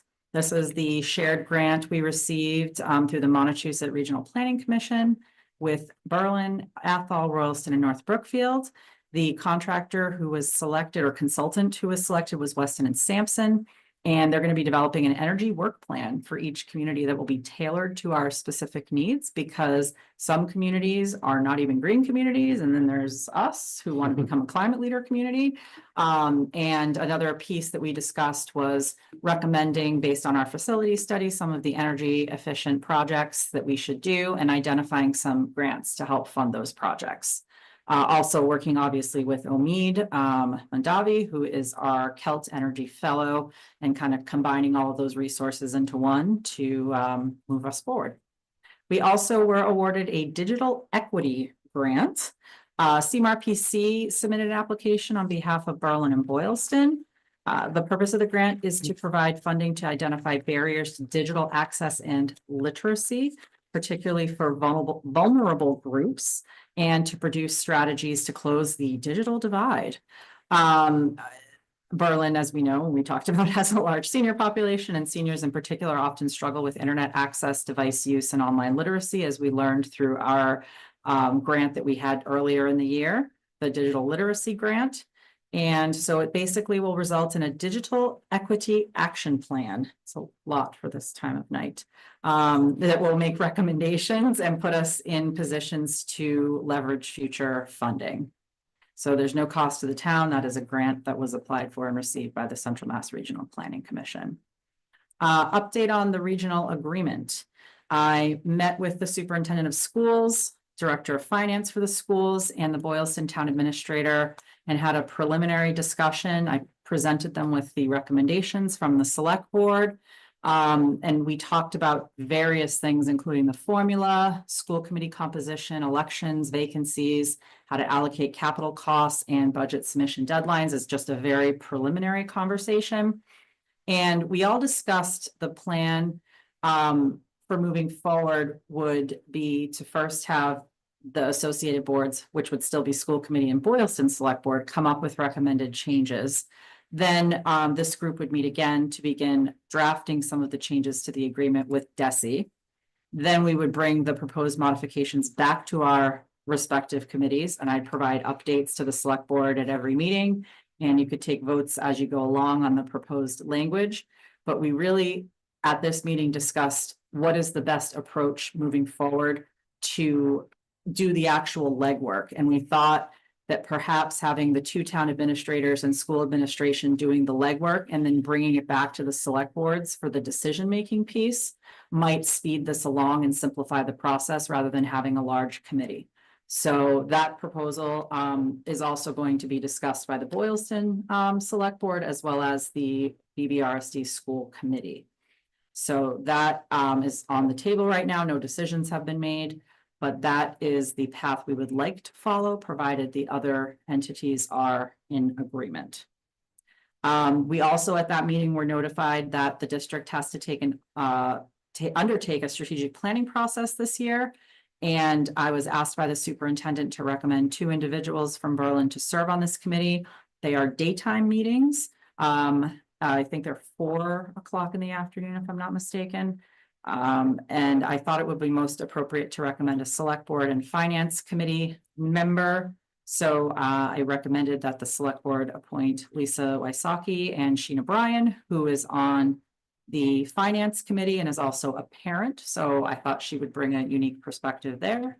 And that is on that was passed this evening. Sorry, that was on the consent agenda. I also reviewed and received approval from the Board of Health to move forward with the septic proposal, and I'm working on the contract. I will need to seek permission from the two property owners, so I have a sample access agreement from council that I can use to get this permission. That would be from the church and the adjacent property owner who also share that septic system. And I have received the title exams that the complete streets surveyor needed to confirm the property lines and move forward with the complete streets project. So that is moving forward. I really hate having this conversation over and over again, but it has come to my attention that there are still items remaining in the fire station from the Historical Commission and the Boy Scouts. I have confirmed they are not from the Lions Club. Lions Club did a great job, got all their stuff out. So I will be including a line item in the scope of work for the disposal of any items remaining in the building while they are demolished. Unfortunately, the contractor who who agreed to provide a scope of service has become non-responsive after 5 to 6 emails of I'll get it to you tomorrow, I'll get it to you tomorrow. So Eric has a contact at UEI, I believe, and also through the environmental, the hazmat testing. A couple of those contractors also said they do demo as well. So I've been in contact with a few. This will be the 4th time that I am trying to get a scope of work for the building demo. Green Communities grant. We are complete, but as you heard, we still have some bugs to work out. We are now able to apply for Green Communities funding this year. And the Energy Committee has recommended applying for the HVAC upgrades at BMS. We had they've been having some conversations with the school as well on that project, which would save in capital funding to do that update. The top floor of BMS is woefully warm with the windows. And this would also be able to provide, we would keep the pellet stove system online as a backup plan, but we could get off, I believe, the oil system, if I'm saying that correctly. When we did the pellet system, that was the primary system and the oil was the backup. Right, so now the pellet would be the backup and the oil would go, which is more environmentally friendly. Okay. Am I not correct on that? That's what I thought. Right. I have a lot of I thought information it's in my been- brain. I Lisa. thought it was always been pellet, but sometimes oil. And you're saying it's gonna be always pellet with 0 oil. No, the goal is to do a full HVAC Right. system, and keep the pellet stove as well, but not Okay. the oil. Okay, now I got it. Yep. Does that, Yep. that was Yep. my Yep. understanding. Nope, you got it. The thing I remember is just mini splits in the second floor was what. That was the stage 1. Yes, that was the first step. Because that second floor is woefully hot. So sorry, trying to keep all that No, straight that's in my fine. brain. You're doing great. Thank you. I did receive confirmation from Berlin Auto that the vehicles currently parked at the old highway barn will be moved onto their property by the end of September. Hopefully sooner, they said. They're trying to make space. So really appreciate their willingness to work with us on that. They were very friendly and kind. So many thanks to them for working with us. In terms of personnel, interviews are underway for the property lister position, as Linda just mentioned. And Chief McQuillan has posted the vacant full-time firefighter EMT position. Also held the August department head meeting, and I'm working to set up regularly scheduled bi-weekly or monthly meetings with each of the department heads, in addition to the drop-in kind of open door policy that I had. I'm hoping this will help with time management, also addressing issues as they arise in a more timely fashion, and being able to stay on top of all the outstanding projects we have because there are so many. I think this will work in addition to the open door policy as a complement to it. So not that they can't come by other times, but I think that will help as well. Finally, we had a preliminary meeting with Charter about the 10-year agreement. No major issues were identified. They are reviewing a preliminary draft. There are very minimal changes. Basically, they give everybody, what I understand, it's typically a 5% increase. We have to make a justification for it, and we are working on doing all of that, as you saw at the ascertainment assertion hearing that we had. And so once we get it back with recommended changes from Charter, we'll schedule an executive session to discuss the changes that they would like. Also trying to get this opioid funding off the ground. There is a new consulting firm that is providing free Consulting for use of these funds on tips and best practices. I've already reached out to them. I said, we'd like to do something, even though we're small, we have a decent amount of funding. We're up to about $60,000 right now, and we'll have over 100 within the conclusion of all of the settlements over the next few years. And, you know, in talking to the chiefs and even when Victoria was here, it would be beneficial, I think, to use that for what's actually affecting our community as opposed to just pooling it with larger communities where our residents might get lost. So working at that, and then also working with John Glumac on recreation on South Commons Field renovation. Good. Lisa, if you have questions? Yeah. Peg, you have questions? On one. Sure. Yes. So I don't know if I am more disgusted at people who blatantly disregard our directives, who disregard public safety's directives. The reason why I say this is that a week ago, driving by the old fire station and rescue building, I see a car parked between both buildings, front door open, slowed down, looked up, and the top door was open on the outside stairs. Now we know how people were getting in that building. Ran into Fire Mike, who, these are his words, an organization and an individual broke and entered into a secured public building. Yes. I don't know why people think they feel that they're entitled to basically blow us off. I don't know why organizations feel that they can do exactly what they want. By the way, they took the lock off the door and then they put it on backwards. So. We did, or they? Oh, no. An organization who broke into the building, took the lock off and then put it on backwards. Okay. It's now been boarded from the inside. Yes, but so Scott, I'm going to ask you to put on an upcoming agenda and you figure out where it needs to go. But I am tired of committees who allow this behavior. I am tired of people on these committees who basically do what they want, either because they feel that they can or no one will stand up to them. And I have little patience for organizations that do exactly the same thing. So I would like and we can't do anything about their behavior, but we as a board can do something.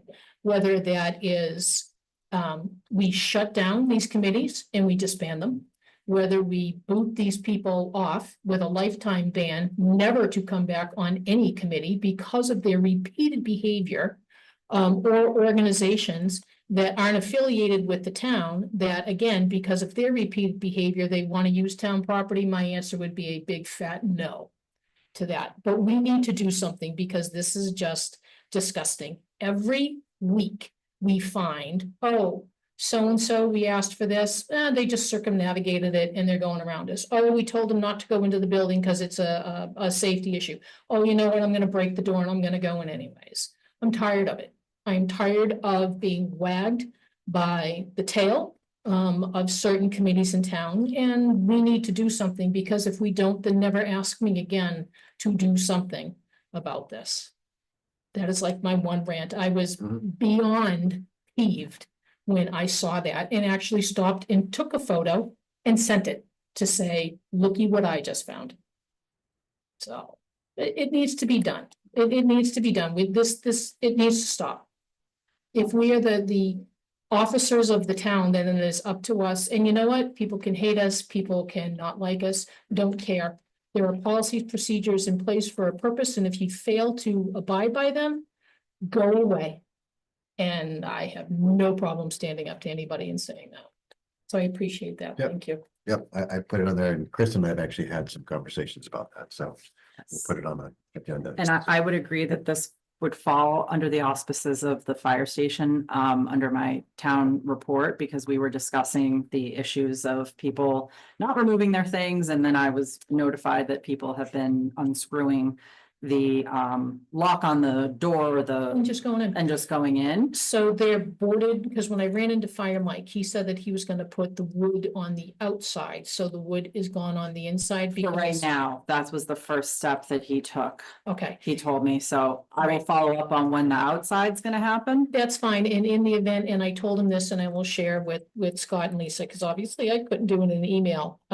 He had said, oh, there's going to be a cost to buy wood to do this. I have a barn full of scrap wood of 2x4s and plywood, which I will gladly write a letter of donation to the town and figure out a value of it. Here, here's $50 for Fire Mike and his team to go into the barn and take out the wood that he needs and donate it to the town to keep those buildings secure until we can get them down.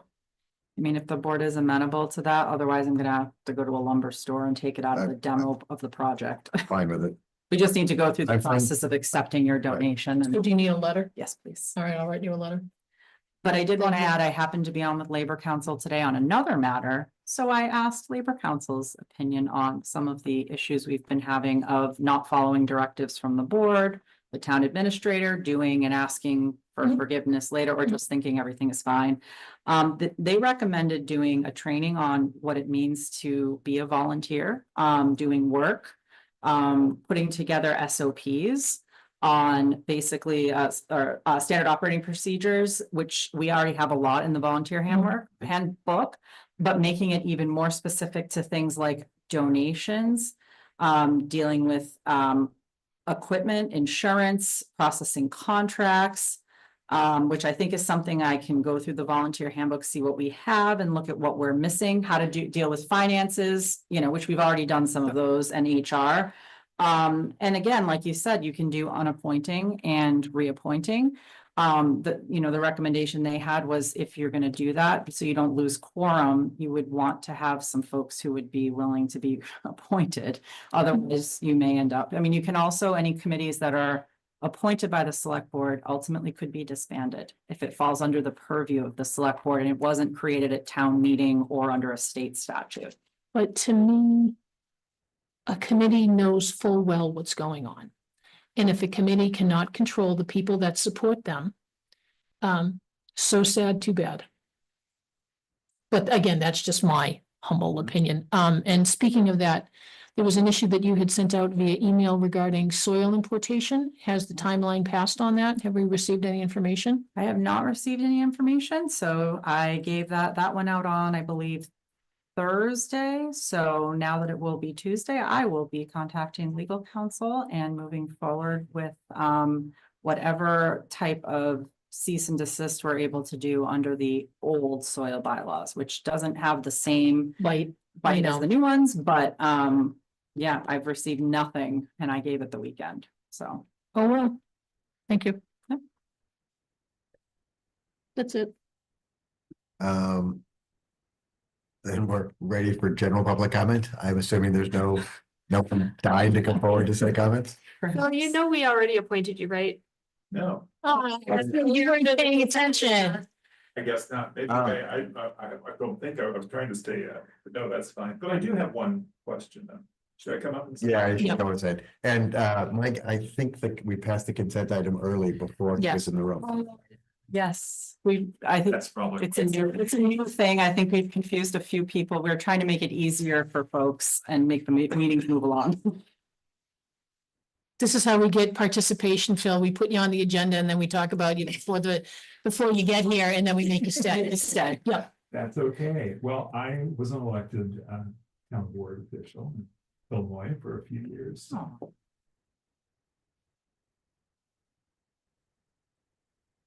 And the things you obviously sound very familiar. And let me first of all say thank you. We're well, I don't know if I'll be able to live here 20 years or not. I don't live that long, but we're been warmly welcomed to the community. As soon as we moved here, we found out, of course, there was a little flooding problem in our new neighborhood in Island Ridge, and my wife and I are eternally grateful of how effective I don't know what happened beforehand with all the planning, etc. But you know what? I thought the town really moved quickly and helped us correct it and resolve an issue that's mostly resolved, I think, at this point. So again, and having the opportunity to serve on one of the commissions, as sort of an intern for the first year and a half or so, but whatever. So we're very grateful for that. And I'm proud to call Miss Wysocki my friends, and we do a couple other things together as well from time to time. So it's been good. But I do have one question. Of course, this sounds like a naive newcomer question, but again, when you see such precision, such effective leadership, and I say that with, again, great respect and sincerity, but the blighted properties, I can't understand. It's such an inconsistent feature of this town. And I know I've worked on similar kind of projects, even though we had a very affluent neighborhood. What can we do to try to make that a priority? I asked the senior policymakers, because I think there must be a solution. And is there a fresh way of thinking?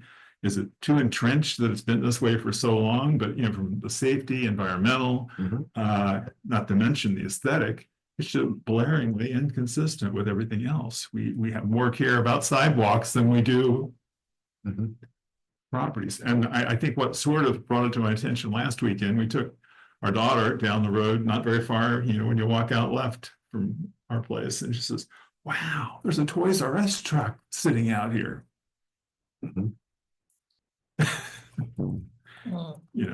So what do you tell a 6-year-old? Right. Well, no, there's no toys in there anymore. I don't No think there have Cabbage been for Patch Kids, decades. unfortunately. Pardon? No Cabbage Patch Kids. That would be amazing, Anyway, actually. So, and again, I say it with great respect. I don't know what the history is or isn't, but I'd certainly be glad to, if there was a way to volunteer and look in that aspect to see what legislation can be done and employ all those things. And are there grants to help those kind of things? I mean, I have no clue really, but I'd like to think we could do a better job with that in time. So that's just one thing I wanted to express to the board. And I'm glad there's nobody else here. I didn't want to, you've been here long enough already tonight. You don't need to have a lecture, and I certainly don't want to come across that way. No. But I like, again, think like anybody, you feel like you want to bring new energy, new ideas, and I hope that that's one that might be helpful for all of us. Thank you so much for Thank listening. you. Thanks, Phil. Thank you, Phil. Okay. I And have thanks to for- say, it's been about 15 years since I've looked at blighted building bylaws. I don't know what's changed legislatively, but around the time that the foreclosure crisis happened and hit in 2007, 2008, I was working in California, and there was a lot of legislation that was put in place, from what I understand, across the country to make banks basically mow the lawns and basic property maintenance, because people were getting raccoons and mice and all kinds of issues because these properties were bank owned and weren't being maintained. Out of that, when I was in Worcester, they were working on a blighted buildings bylaw where you could fine people, it's a lot easier to fine a bank though than to try to find an absentee property owner. But there are mechanisms, and it's certainly something we can look into. There are ways. I just don't know now, it's been a while, what has changed at the state level, so. Well, the nice thing is that when we can go to 5, there'll be more people at the big table. Right. That would be able to take on projects that come up. Yep. Because right now, if I have a great idea on something, I have to wait until Monday night to talk to Scott and Lisa. But if there's 5 of us and, Sally's over here, he and I can just go and start to work on it. So you have some limitations by only having a 3-member board. We can't talk to each other, which is unfortunate. I understand. Yep. I understand. Absolutely. Well, again, thanks so much for the nomination. Appreciate, again, the warm welcome we've gotten from the community, and I'm looking forward to serving. Yes, thank you. See you in a couple of weeks. Yeah. Bye now. Yeah, bye. I think that moves us to other business. I think the first other business, the Falls Special Town Meeting warrant with a close date of October 6th. Yes. Oh my God, I thought we were done. No, Oh, no. we're not actually on to the agenda. This is the main. Don't worry, there's only 4. And one of them. Only 4, and this one, I just didn't feel right to grab it. But At this time of night, so. So just Yeah, still move. that. There you go. Okay. Yeah. Okay, Is that a motion? so moved, yeah. Is that a second? Yes, it All in is. favor of opening the fall special town meeting warrant to the close date of October 6th, say aye. Aye. I, well, do we want to, we have on the agenda, I kept it on the agenda separate, parking on Central Street adjacent. I thought it was mostly covered up above, but I kept it there just in case there was something else we wanted to talk about. I thought, and it might be my imagination, highly possible, that the measurements were done. And on the side of Central Street by the store, it's not 10 feet. It's 9 feet, 10 inches. That is correct. And our rules actually say 10. 10 feet. They do. So I'm getting some interesting recommendations. Oh, that email saved as a photo. Sorry, it's so small, I can't see it. That's really bizarre. So I am a little conflicted here because I want to be respectful of the chief's recommendation that he feels that satisfies the 10-foot parking requirement. Because Hudson's downtown parking spaces on 62 are 7 feet, 10 inches wide. However, our requirement is 10 feet and we have 9 feet, 10 inches. It's not That does 10 not feet. satisfy the requirement. And we're not Hudson, I don't care what they have. Correct. Maybe the other thing I just would like to say about Hudson is the traffic calming into Hudson is extreme compared to what we have. There's a rotary that slows people down, the sheer narrowness slows people down, the amount of traffic, the amount of crosswalks. We have no traffic calming here. And I don't want to affect that business, but it is concerning to me that we know that backing out of there is illegal onto a state highway. We know that our rules are 10 feet and it's not quite that. I mean, I don't. It is, it's the splitting of a hair, but my feeling is if we look the other way on one, we look the other way on everything else. And in the event, God forbid, something happens and we did nothing, we have no one to blame but the 4 of us sitting here. That is correct. And I understand, like you said, wanting to be supportive of a business. Are you okay? Do waters thing. You all right? I'll take a quick break. But Fine. Okay. we are struggling with this in many areas in this town, and I don't see it as entirely different from the problem of boards and committees kind of doing whatever they want to do. So I'm not making a lot of friends these days, I'm well aware, but that's not my job to make friends. My job is to enforce what the rules, laws, bylaws are of the select board. And parking regs say 10 feet. So I understand the chief's perspective, but I would recommend to the board that no longer be used for parking. Here's a question I'm gonna kick the nest. When you're heading out of town and you're going towards Clinton and you're by the old cemetery, right, in the center of town, there are cars that park on the other side of the street, basically where Kathy Warren's house is. People park there. I don't think that that's 10 feet either. And so now you have a home, There's people parking on the street, people on the street sliding over to go around, traffic coming this way. So if we do for the general store, because it doesn't meet 10 feet, then are you going to continue down, coming out of Woodward around that? I've seen business trucks there. I've seen cars there. I've seen painting vans there. So you're raising a really valid point, because what we do for one, we have to do for all. So that's the flip side of this coin, right? correct. I would, on one hand, argue that this is a main route through the center of town that is busier in a lot of ways than, say, this happening on a Another side street we street. shouldn't be parking. But Mhm. again, are we going to take a comprehensive approach, which we legitimately don't have the staffing to do? Correct. Or are we gonna look like we're targeting a business, which I know is not the intent, so. So I know what the rule should be, but here, let me blink and not pay attention to it. Yeah, and I mean, this was brought to our attention as part of the downtown renovation project by the engineers. This was not something we went Yeah. looking for or attempted to assess ourselves or received a complaint about. And I look like the complete hypocrite sitting here saying committee members need to stop, but, oh, okay, yep, that's fine.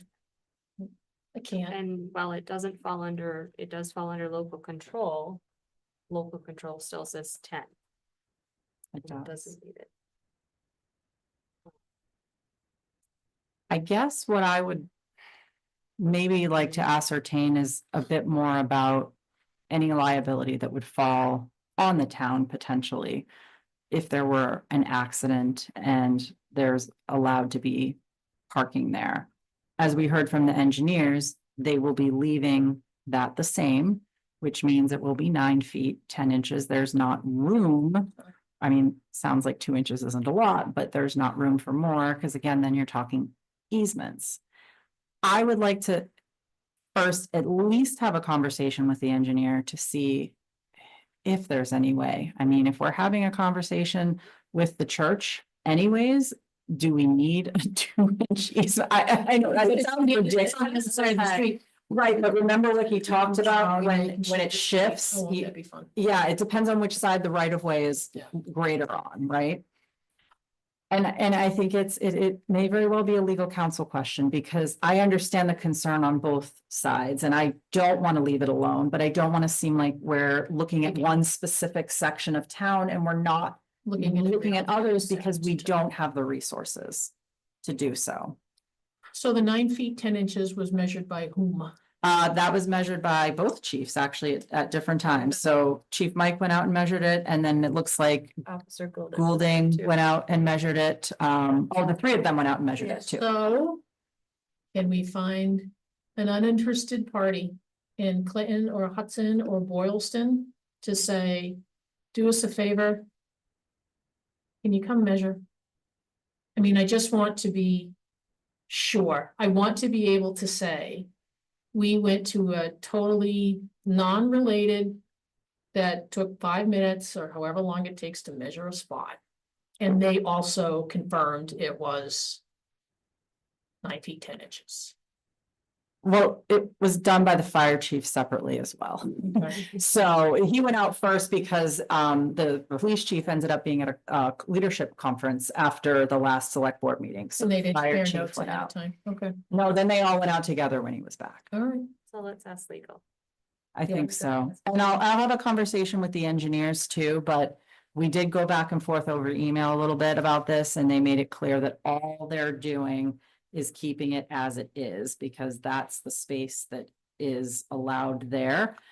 They also don't comment, by the way, on state road versus local, but that is local, We have- that is yeah, a we have local section. Control. We have do. Local control But- for all of that up to 495 Okay. almost. Correct, which then makes it fall under our parking regulations, which say 10 10 feet. feet. So that's how all that Yep. flows, because apparently parking is not generally allowed on state roads. So if it wasn't under local control, this would just be a flat out no, most likely. So, given that we need to pull in church council to talk about the land, we talked to the owner of the general store and also the owner of the building beside the general store, which is her house, because it's going to impact her. Is that owned by Jane Sawyer? Yep. She owns the building and her house is right there That's too, what so both of them. Thought. Sorry, not to throw out names, but it just makes it easier for me to know who to contact rather than having to research it. Yeah. Yep. And then I'm gonna talk to the engineers, as well. So let's put it back on the 9/22 agenda then, would be my recommendation. Or whenever you find. Yep. Yeah, but if it slides, but. At least we. Let me do some more digging, because there's a lot I need to talk to the church about too, so I may need to figure that piece out before this one, but we'll get it sorted. It's just having a sort of definitive answer would be good if possible. I agree.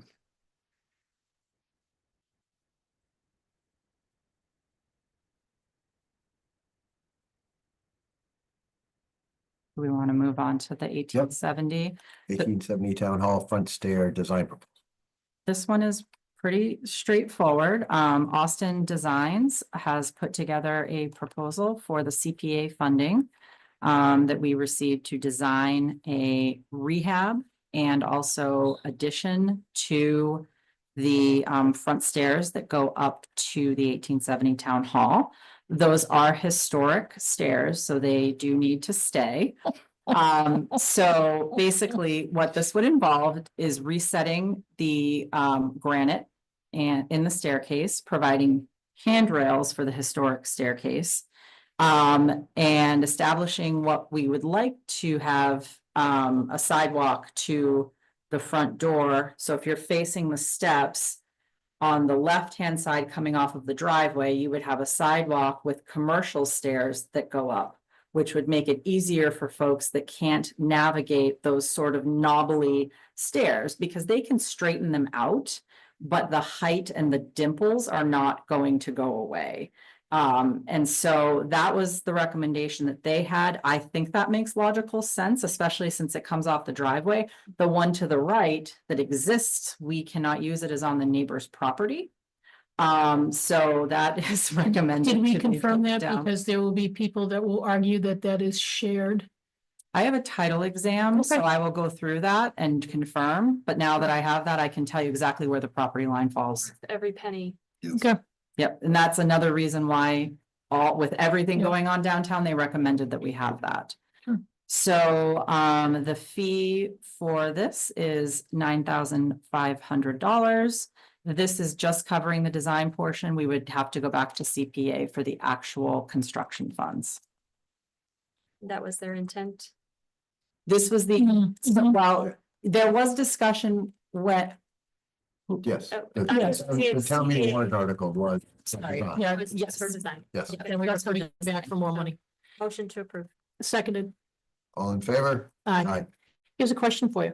How quickly will this move? Because in the event that something comes back, will us doing anything to the stairs impact outside shots for a possible season 2 of a possible show?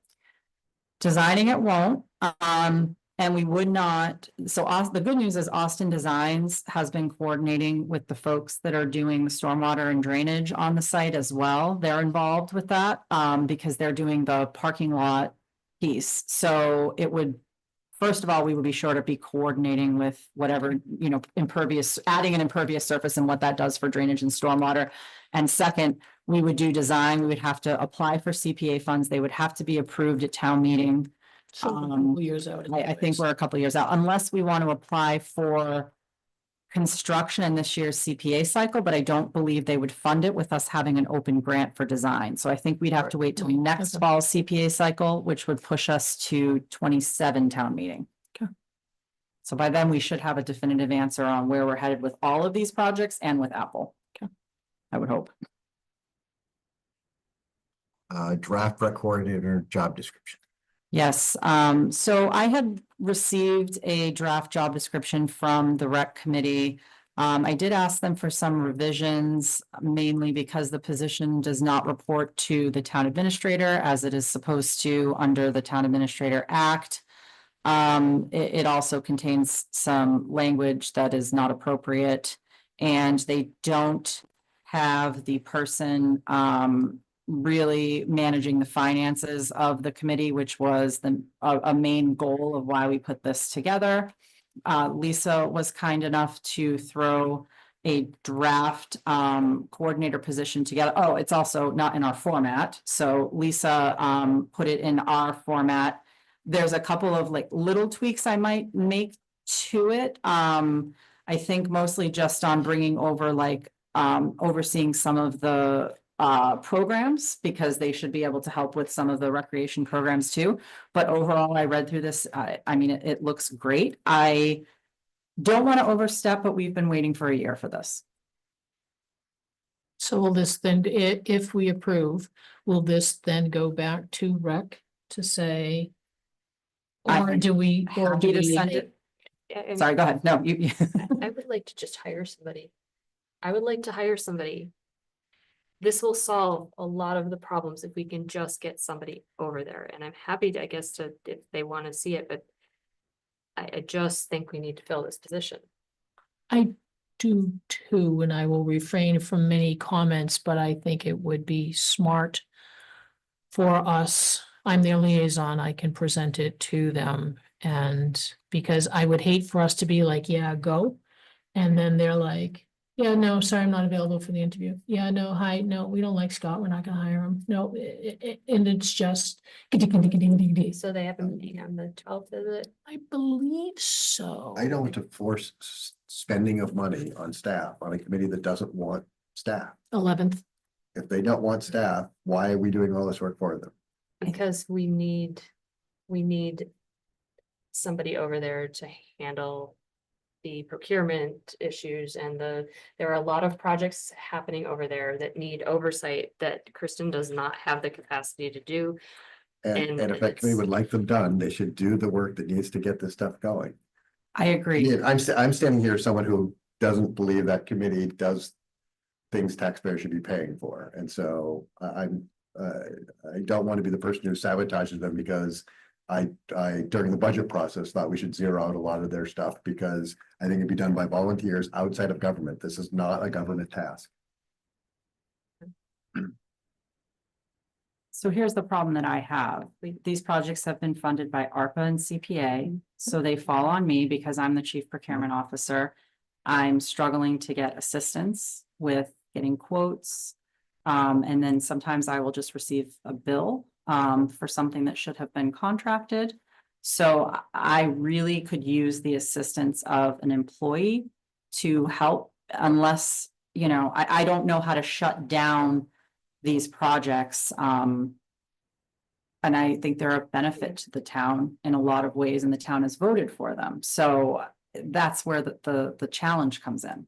So in the event.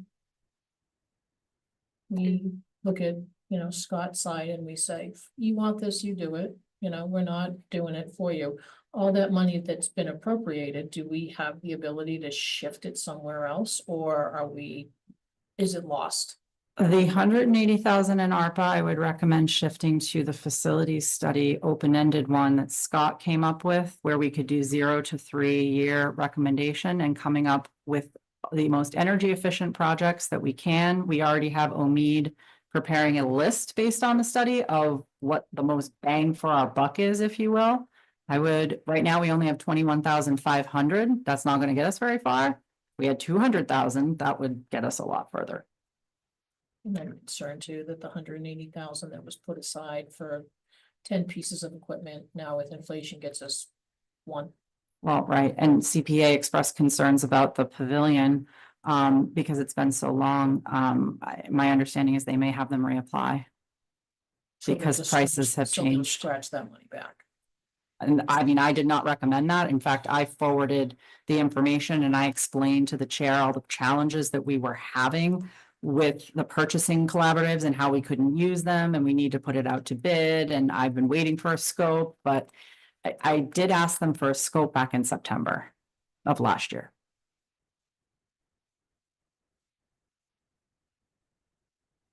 I'm trying to advocate, right? I don't want to shut it down. I don't.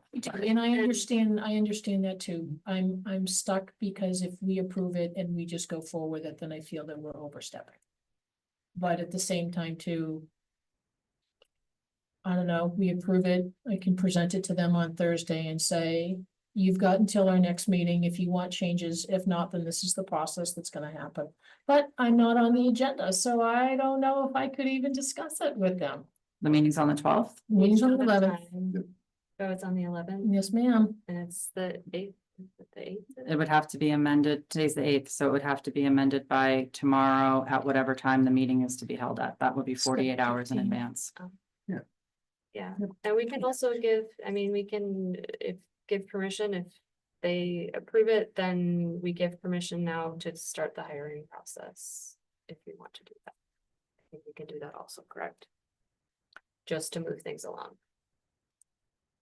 I think the justification is that it was in the budget that was approved by town meeting. The Recreation Committee is appointed by the select board and reports to the select board, and therefore the position reports to the town administrator. And they've been given a year. And all I'm gonna tell you is optics. That's all I'm gonna say to you about this entire process, which I know. I feel like I'm back on the school ground. This will be a lot like, it's similar to the COA having a director. It really is. Very because similar. It's the same sort of function in a different area. So I really do see value in having a professional, having somebody who's getting paid to take some of this work off of the committee. Particularly in these types of areas. So I would think it would be unfortunate to not at least try that. And then, it allows, well, that type of person is someone who is taking some direction from the committee. They also, I watch how they sort of guide and make sure they're following procedure and process and getting the paperwork done on time and all of those things that it would be really helpful if that happened. I will take one step further, that when a job description that's sent to us is drafted, that says must be able to be effective in an ambiguous environment. When we have standard procedures and policies that have been written out, some of them specifically for the Recreation Committee, it is clear to me that they do not understand how to operate within the town functions. And I can tell you that over 90% of this was just lifted from another town. That's all it was. I was at that meeting. I find it hard to believe that sentence would be a Probably not, but I'm saying the majority of everything else, if you look at the wording, was just lifted from another town. Yeah. I'm gonna also recommend while we're having this, I hate to put more work on you guys, but I don't think committees should be drafting job descriptions. I think that should be in our office. I don't think it's a good function. They can consult and have input, but I think that the actual draft needs to come from our office, from somebody who understands what that entails, so that we don't go round in circles with what has happened with this position. I think that's fair. When I had gotten the original job description, it was very different than this. And I was able to just make some small modifications to it for the director when he was a director, and we were good to go. But yeah, I'm happy to start it and then forward it to a committee for input. And I can tell you this one, my friend ChatGPT, we're talking 10 minutes based on a conversation with you. 10 minutes.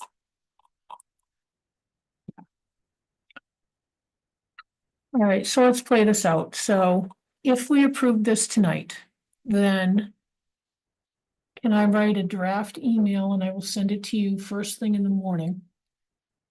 As About- the liaison to the rec As the committee. liaison to the rec committee, to say what we've done, why we're doing it, why your agenda needs to be updated to discuss this.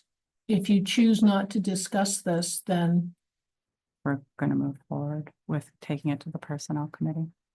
all right, I also would like just one caveat. There are some responsibilities under theirs that I do actually think would make sense to have under ours, such as the keeping an eye on the recreational areas to make sure they're, clean and maintained, scheduling the fields in the gym because we have that software. So that I think would be helpful. And responsible for new programs or helping with new programs. So, my rec software is not up and running. oh, okay. At the last meeting I attended, there was discussion who had the time to work on it, and no one said they did. So, and I think there's been a couple meetings that have been canceled, so I don't think my rec is up and running. So they're paying monthly fees. It's not up and running. We know that for a fact, yeah. But they're Okay. still paying fees. Once you sign the contract. Oh, yeah. All right, That's problematic as well. Is there a motion? Motion to approve the job description with the addition of the recommendations that Kristen has outlined. Seconded. All in favor? Aye. Aye. So I'll send you an email, Kristen. If you could, I'll text one of you or both of you and just say, check your email. Once you tweak it and tinker with it, I will send it and also send a text to the chair to say, this is urgent. You need to check your email now. Thank you. You can text me. I'm a night owl. Well, no, I didn't know, because last time you said that you were having some wonky issues with your Oh, phone, so that's why I yes. texted. I Miss should have Jean led that- with that tonight. As far as I know, my phone is fixed. As far as I know. Okay. All right, I'll text you. Okay. Thank you. But yes, if you don't get through to me, please let me know. Okay, so the letter will basically say, here's what we're recommending. Please review. If you have any changes, please get it back. We will be voting on this at our September 22nd. Or do you want to put a plug on the agenda for that? If there are no changes to be made, it's going out as is. We will start the interview process. We'll be, it does have to go to personnel Okay. first, but All right. because that's the other thing we were struggling to do was set up a meeting with the personnel committee and get everybody on the same date. And of course, August was a month where everybody was away, so, yeah. Okay. All right. That brings us to board questions and liaison updates. Lisa? I went to the COA meeting. They wanted me to note that they need, when we get a maintenance guy, they would like to paint down in that room. Okay. I did reiterate that they cannot paint it themselves. The van policies were approved. I had also run those through ChatGPT, mostly for formatting, and those went through. I thought they might end up on this agenda, but regardless, I think Melissa will send them over shortly. There was a fares discussion, because the $3 fares, the administrative overhead on that is sort of questionable, so I think that there will be a further discussion on what kind of fees, how to do fees. I reiterated in June's name that Venmo was not an option. Let's see. Venmo, PayPal, any of the No. above? Well, PayPal, you can actually, there is a way to do that special Okay. thing, but it's a special town government sort of thing and it would require work. Oh, I didn't even know that. Yeah, Okay. I didn't either, research. Right. There is an opening on the COA, so if anybody is interested in the COA, they should put in an application and visit a meeting and meet everybody. Their general focus based on sort of survey feedback, I think, is going to shift to smaller, more social activities. Melissa has I was there with a couple other people and we all wanted to go, there's a chocolate tasting on 9/10. So if you qualify and you want to taste chocolate, there is a chocolate tasting on 9/10. Also, there's a what's new at the COA on 9/13. I think that's at 19 Carter.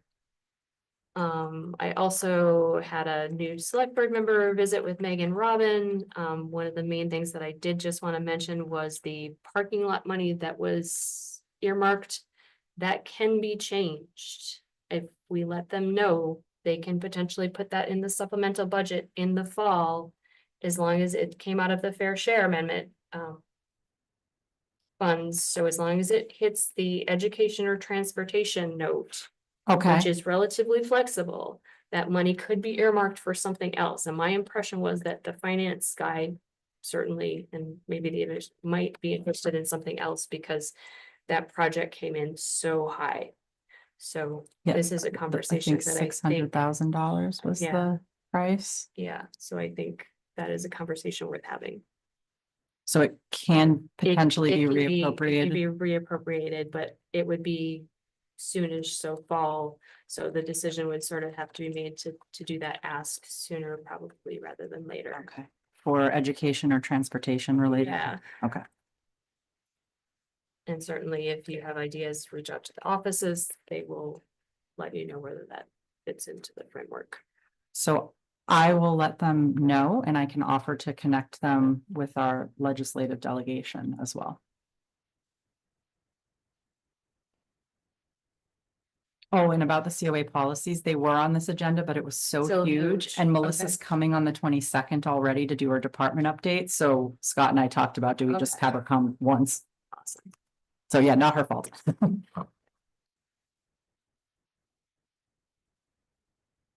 I just. All right. I assume you're open. You're done.